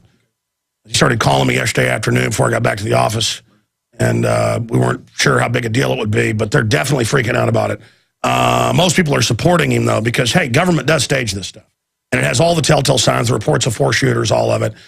He wasn't entirely convinced the first Batman deal, despite all the anomalies. But when he saw the clips in the news of people saying they saw multiple shooters and all the rest of it, yeah, absolutely. When they, and the second gas mask and then people being told to shut up and then the reports of people casing it. And then you've got white supremacists that are so infiltrated and all the gun bills introduced right now. My point is I just need to brainstorm that now so that I didn't forget it. Just get Watson. I was calling him. Dave called me. I called him back, and I was calling Watson. He wasn't answering. He's in England. For folks just tuning in, our only crew not here at the command center now is in England, Paul Watson and Steve Watson brothers. And so I just want to codify an article about Dave Mustaine released a statement on Sikh situation, Sikh shooting. And then we'll just have, but here's the issue. I've got to give Paul Dave's email because he sent me text with his statement, but we need to make sure it's codified right because I'm getting it via text. He approves it, then we put it out, all right? I don't want to lose any time on this. So that's basically it. Thanks a lot, buddy. Okay, we got a big show lined up today as well, obviously. We've got Gerald Celente. Gerald Celente is on the broadcast, always informative, dealing with this admission of global meltdown accelerating. And I'm really excited about this. Richard Belzer has written a book dealing with government cover-ups, government shootings that were blamed on patsies. Wow, incredible. We've had this set up for 2 weeks. This is put out by our good friends over there at Skyhorse Publishing. We carry a lot of their great books.